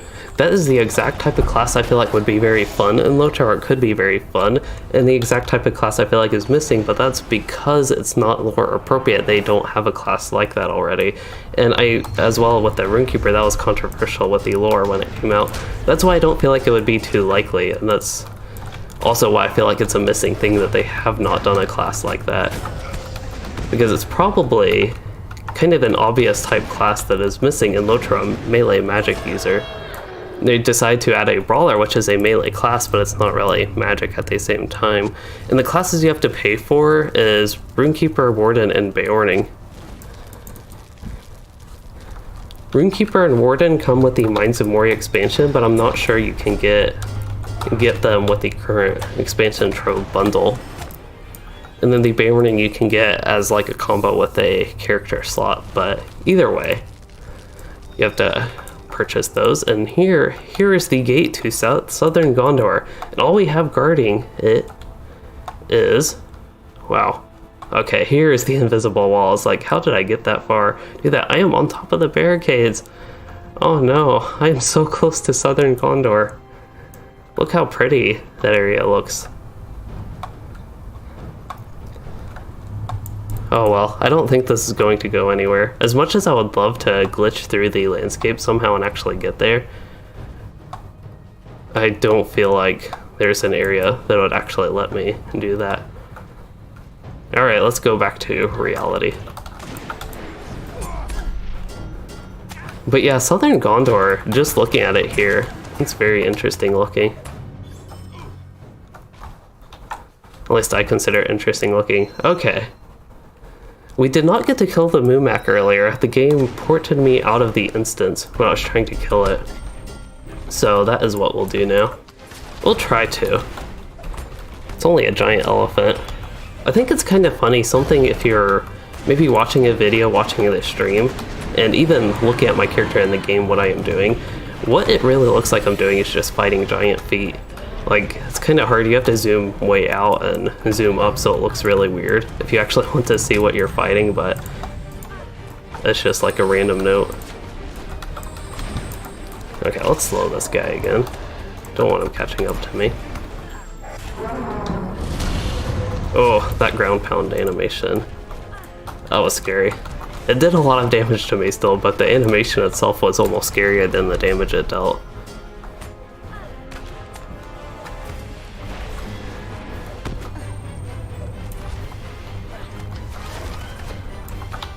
Okay, I think I have this fight pretty much done covered with.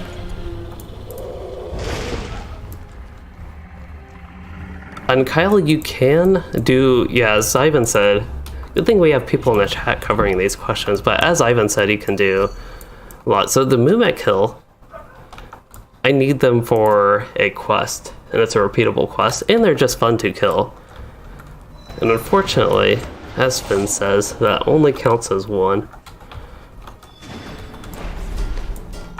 Ooh, there's another one here. Even with all those enemies on top, that counts as one. I did not know there were Mumek in this area. Mumek kill, rather. What is fighting me? Oh, that thing that just randomly died. Must have had a dot on it.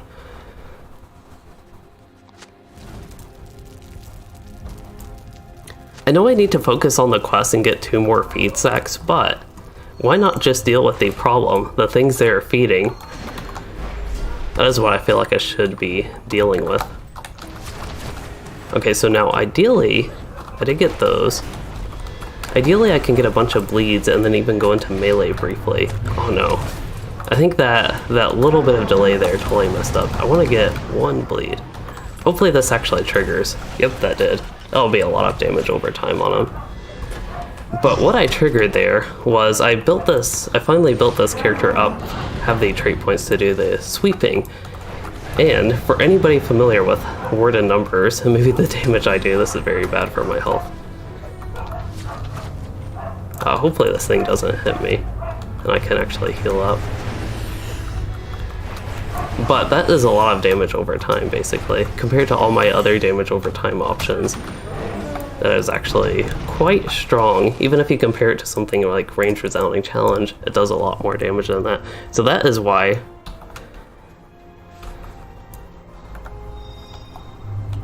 the spear sweeping can be nice even if it's RNG. That's something I just put on my Warden to try now that I had enough trait points, and thought I would mention that since I tried to put that on that Mumek. But going into melee very much so hurt with my morale. And thank you, Spin, for liking the stream. That is definitely appreciated. The stream, once again, I did at a little bit of an odd time, started at a little bit of an odd time because it was early afternoon. And while I will be wrapping up after this quest set, it is nice to see the viewership even at this time. I guess it is a little bit later now, it's 5:11 my time, so it is, yeah, later in the afternoon basically. Okay, so got that done. And now I want to go to the other camp. Wait, half troll axes. Oh, I need to turn that in. That is all I need to do. Okay. And that'll be disruption at Lan Miffin done. But the next disruption quest, a seer class. That sounds fun as well. I almost feel like that'd be too similar to Lore Master and Runekeeper, but any sort of class like that. And yeah, Ivan, that is Warden for you. It's not something that always goes 100%, so because I talked about it, let's look at the traits that make that possible. First of all, Onslaught has the ability to consume the bleed from Power Attack, and also Wall of Steel can consume the bleed from Mighty Blow. I did the Wall of Steel and Mighty Blow version there. So that's actually not good. You don't want it to consume the bleed and do AoE damage. But if you get Quick Sweep, it says you have a chance that Onslaught and Wall of Steel will trigger bleeds on the AoE targets. There's a 30% chance to trigger Quick Sweep. So it is very RNG based if you actually get that, but it's a huge damage bleed if you do get that. I really don't know what's going on with these quests. The harder they fall, okay. And then Disruption, okay. That is ready for turn in though, okay. Let me untrack these quests because that's really bothersome that they're all showing there. Even the harder they fall, I'll probably untrack that one. Yeah, go ahead and untrack that one as well. What I do want to track is Disruption at the other place, Lan.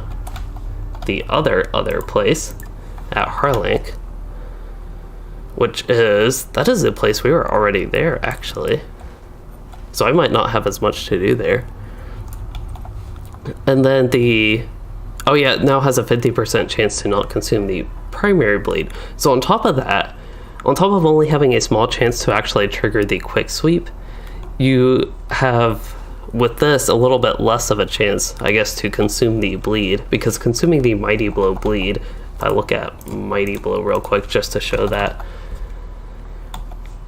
even if that does 30 whatever thousand damage over time, Mighty Blow itself still, let's do this where I can actually anchor that. Mighty Blow itself still does like 10,000 damage over time, so you don't want to consume that bleed. So it's very RNG between those two traits, between the 30% and 50%, if you actually get all that damage. And that's one reason I've been hesitant to actually do that, just because I don't like the RNG component of that. Light armor tank as a seer, that sounds pretty fun. And Ivan, it does not stack. As far as I know, at least, you can't keep putting that bleed on. And actually there's a problem. If you have multiple wardens in a group, the wardens can consume each other's bleeds for that. So it can cause a little bit of mess with that. You could, in a group, I think you could actually have one sweeping and one non-sweeping warden if you actually do run into that issue, but that is just a random note why I think a lot of raids don't take 2 wardens for the higher difficulty stuff, of course, for the fully optimized groups, as I should say. Which is a lot of like the more casual groups, I think, tend to follow that. Maybe not all of them, but like semi-hardcore, between casual and hardcore type groups probably follow that, because that is what they can do best to improve themselves. This is actually not the place we were at earlier. I am mistaken. I think we were way down at that little valley type area. So this is a new place, and I'm guessing will offer a bunch of quests as well for us to get lost in for a while.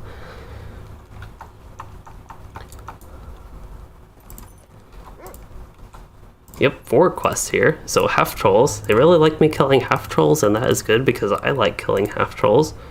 And I need more quest slots, which actually means really wish I could cancel these quests. Every time I feel like the need to say that. Festival quest. Probably won't do these, but I'll keep them. Actually, I won't do these. I know I won't do those. So I'll go ahead and cancel these.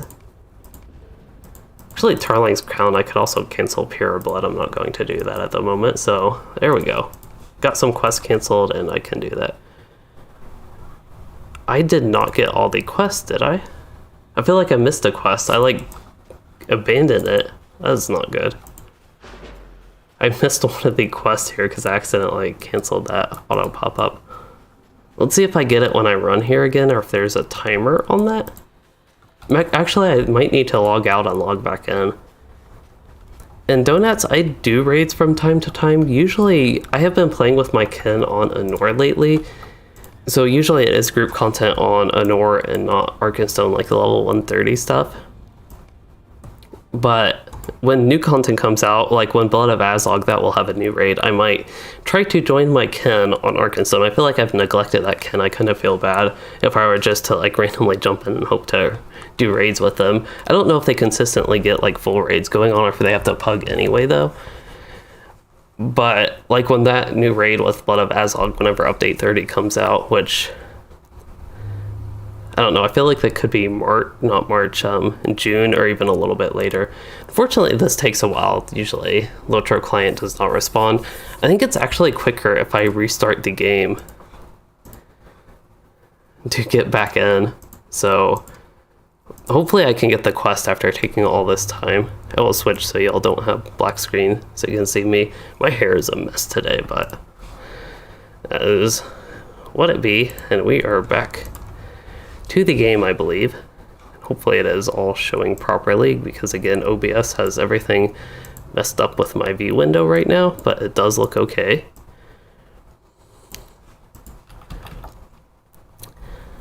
So for you, Ivan, if you do bees and then Relentless Maul, you can do about 100k damage.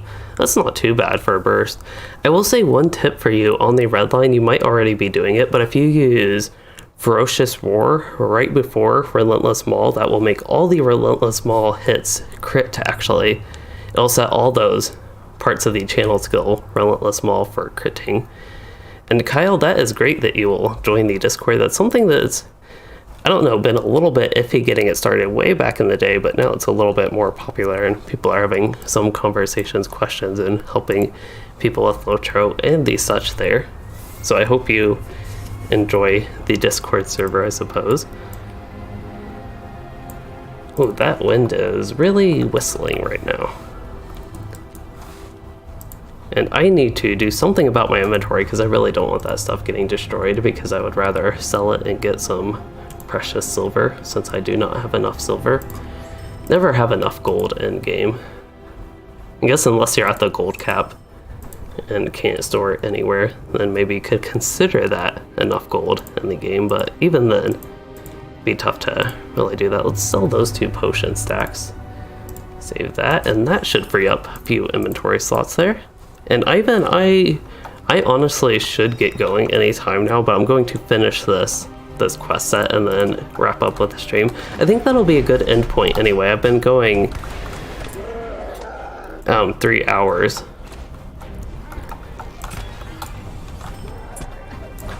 Which is about the limit that I wanted to do as far as the stream goes.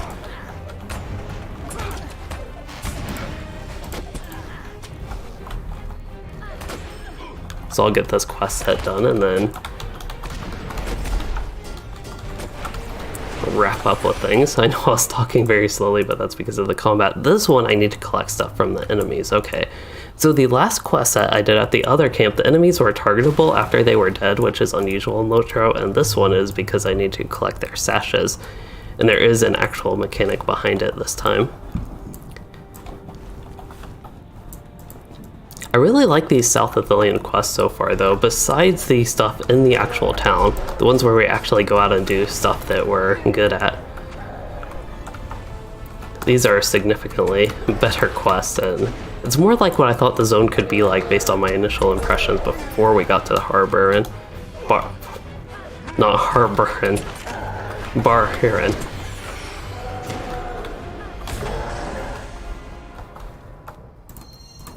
Okay, get my items, get this stuff.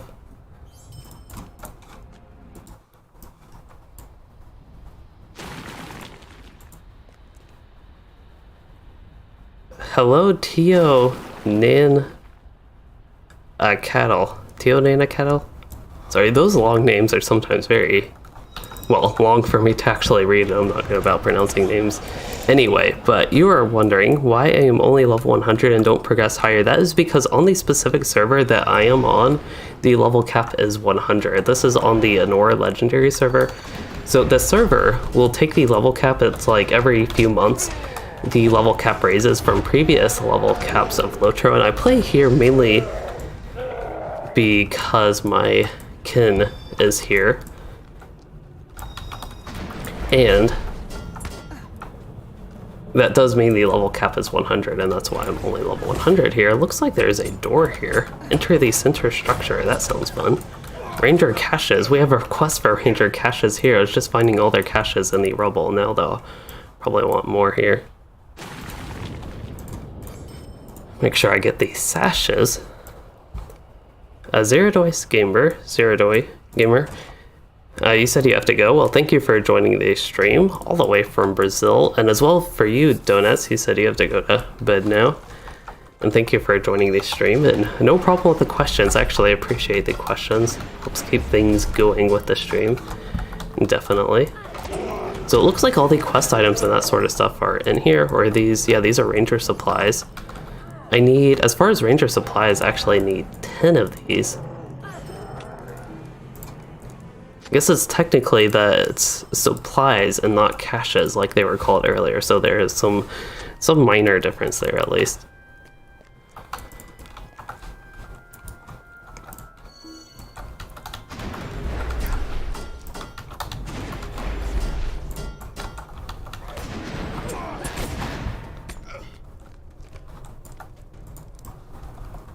Turn the floating names on so I don't miss any of the supplies. So Ivan, you're wondering how spread out my channel is over the world, if that's even the right question. So most of my views are from the US. I think Germany, Russia are two kind of surprising areas where I seem to get, as far as my videos go, a relatively high portion of views. Also Brazil. LOTRO seems to be, or at least my videos seem to be surprisingly popular in Brazil. Those honestly might be more of my World of Warcraft videos, but it could be LOTRO as well. It's been a while since I've looked specifically the two. Donuts, actually, you are from Germany. So there's one example of somebody from Germany. But yeah, I think quite a bit of EU viewers. It's been a while since I've looked at like specific numbers, specific percent of my viewers that might be from these different areas outside the US, but yeah, and also Canada. I'm kind of almost lumping that in with the US. It's probably my second most popular country if I had to guess, but maybe the UK, or depending how they divide it up, maybe Great Britain could also be number 2. And yeah, LOTRO does have German servers. I think that has a relatively big player base in German. Even French, I do get some French viewers as well, and I know there's Serena as a French server in LOTRO. I see that chest there. I don't think that was something I was able to loot. It feels like something I should be looting though. This looks like we're in a bank, like a vault, and these are like safety deposit type boxes is what it looks like, and then all this stuff thrown over. Kinda a neat little area.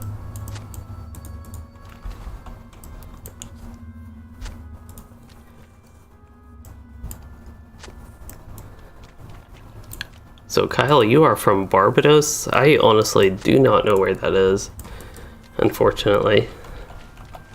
Almost sounds like an island place, but I cannot say for sure. Sounds like a place tropical, not necessarily island, but for some reason the name of it just sounds tropical to me. Alright, where is the exit? Here it is, how convenient. Okay, the rest I need to do is get some Haradrim supplies and actually be sure to loot some sashes from the regular Haradrim that I will be killing. So let's see, there are some supplies back here. That is where I will go then. Caribbean, okay. Yeah, I don't know why the name of that actually made it sound like a place that was kind of like Caribbean.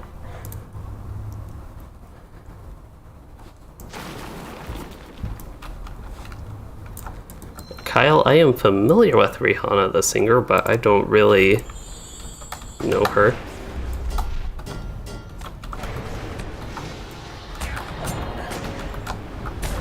Did I get these supplies? Oh no, I needed to get the sashes. That was the main thing from the enemies. I did get the supplies that were here, but I need to get these sashes. Collect those.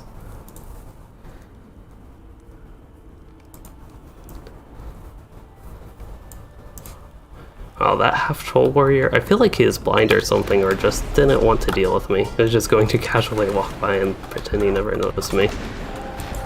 Which was probably in his best interest, because I don't think he is too healthy back there after having an encounter with me.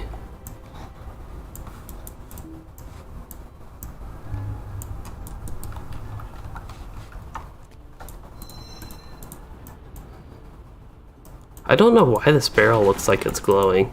That is very weird. Wooden chest. Oh, there's a wooden chest inside the barrel, I guess. Oopsies. Actually, Armitage, this is the yellow line spec that I am playing. This is the current yellow line build I have. I am just right now, with the amount of trait points I have, I decided to invest into the spear sweeping. Not really using that too much. We used it one time in the entirety of this stream, but just want to point out that's a new thing with the trait points that I am testing. And Tionana Cattle, don't think I said that name right again, but you were wondering if I am going to look into the Amazon Game Studios upcoming Lord of the Rings MMORPG, and that's something I will be interested in testing. I'm not sure.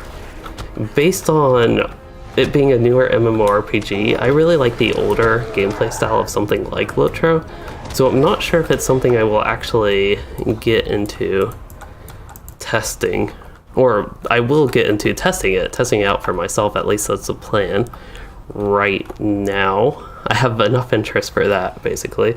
But I'm not sure it will end up being a game for me.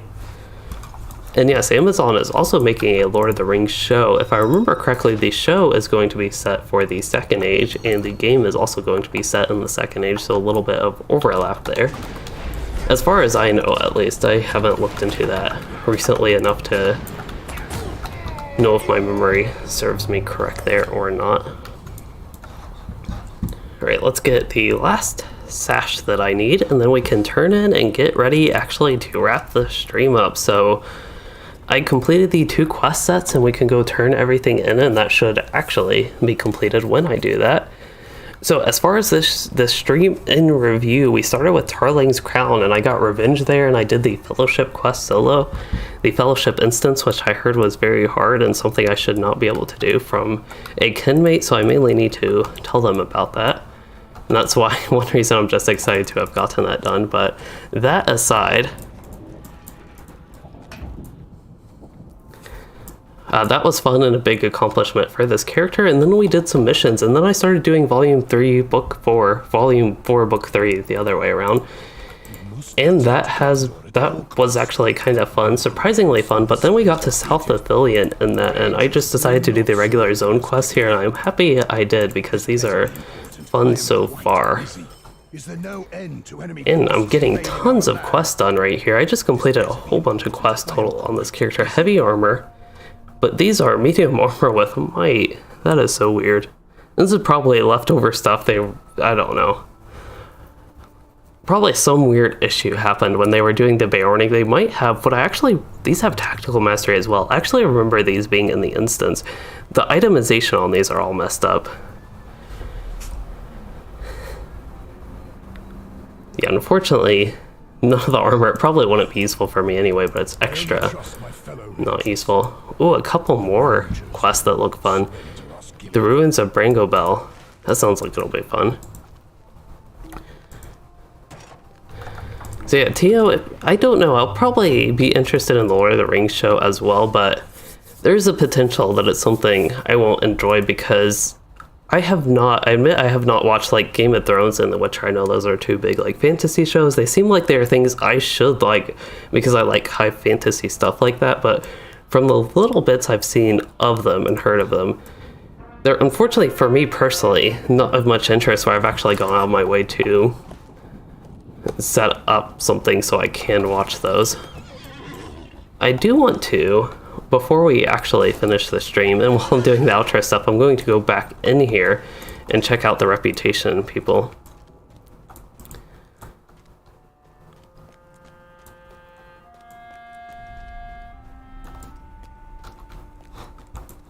I thought there was a reputation. There they are.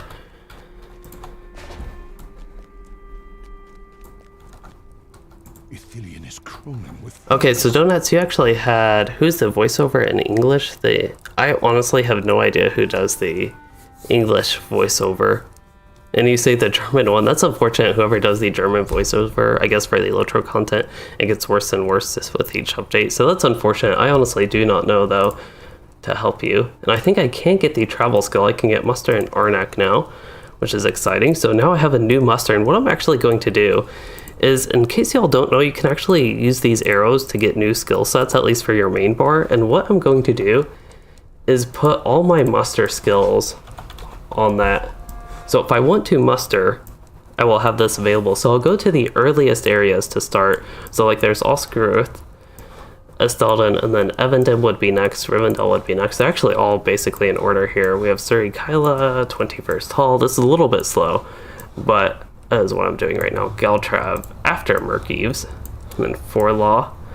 Forlaw, we can start Helm's Deep as a new row here. Helm's Deep, Rohan, that type of stuff. Aldberg, probably Aldberg, just so I have some room. Dual Amroth, that is another like new set. I'll set it to the side. Minas Tirith, and then I'll be getting War after Battle Minas Tirith. Arnak. Anyway, got those set. And Andrew, it is possible to solo some instances, and I really do need to probably get wrapping up with this stream, so I probably won't go into too much detail, but 3-mans you can solo some instances, and depending on the class, you can do a lot of those solo. And as far as like Brandon says, a lot of the regular group quests are a lot easier to do solo. So let's see, legendary items. Friend, so I can start getting some Impla scrolls of empowerment from these guys as well, so I'll barter for a bunch of these. And for the final moments of the stream, I will just be applying these to random stuff on these things.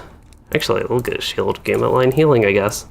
My legacies are doing pretty good. Surety of death damage over time, that is the next thing I need. But yeah, for future content, I am not currently planning on streaming tomorrow. And then on Wednesday, I do plan to return to doing another stream, probably continuing either South of the Lane on my Warden, or if something else comes up, probably that. But it's also, I think, going to be at a Ken group night, if I had to guess.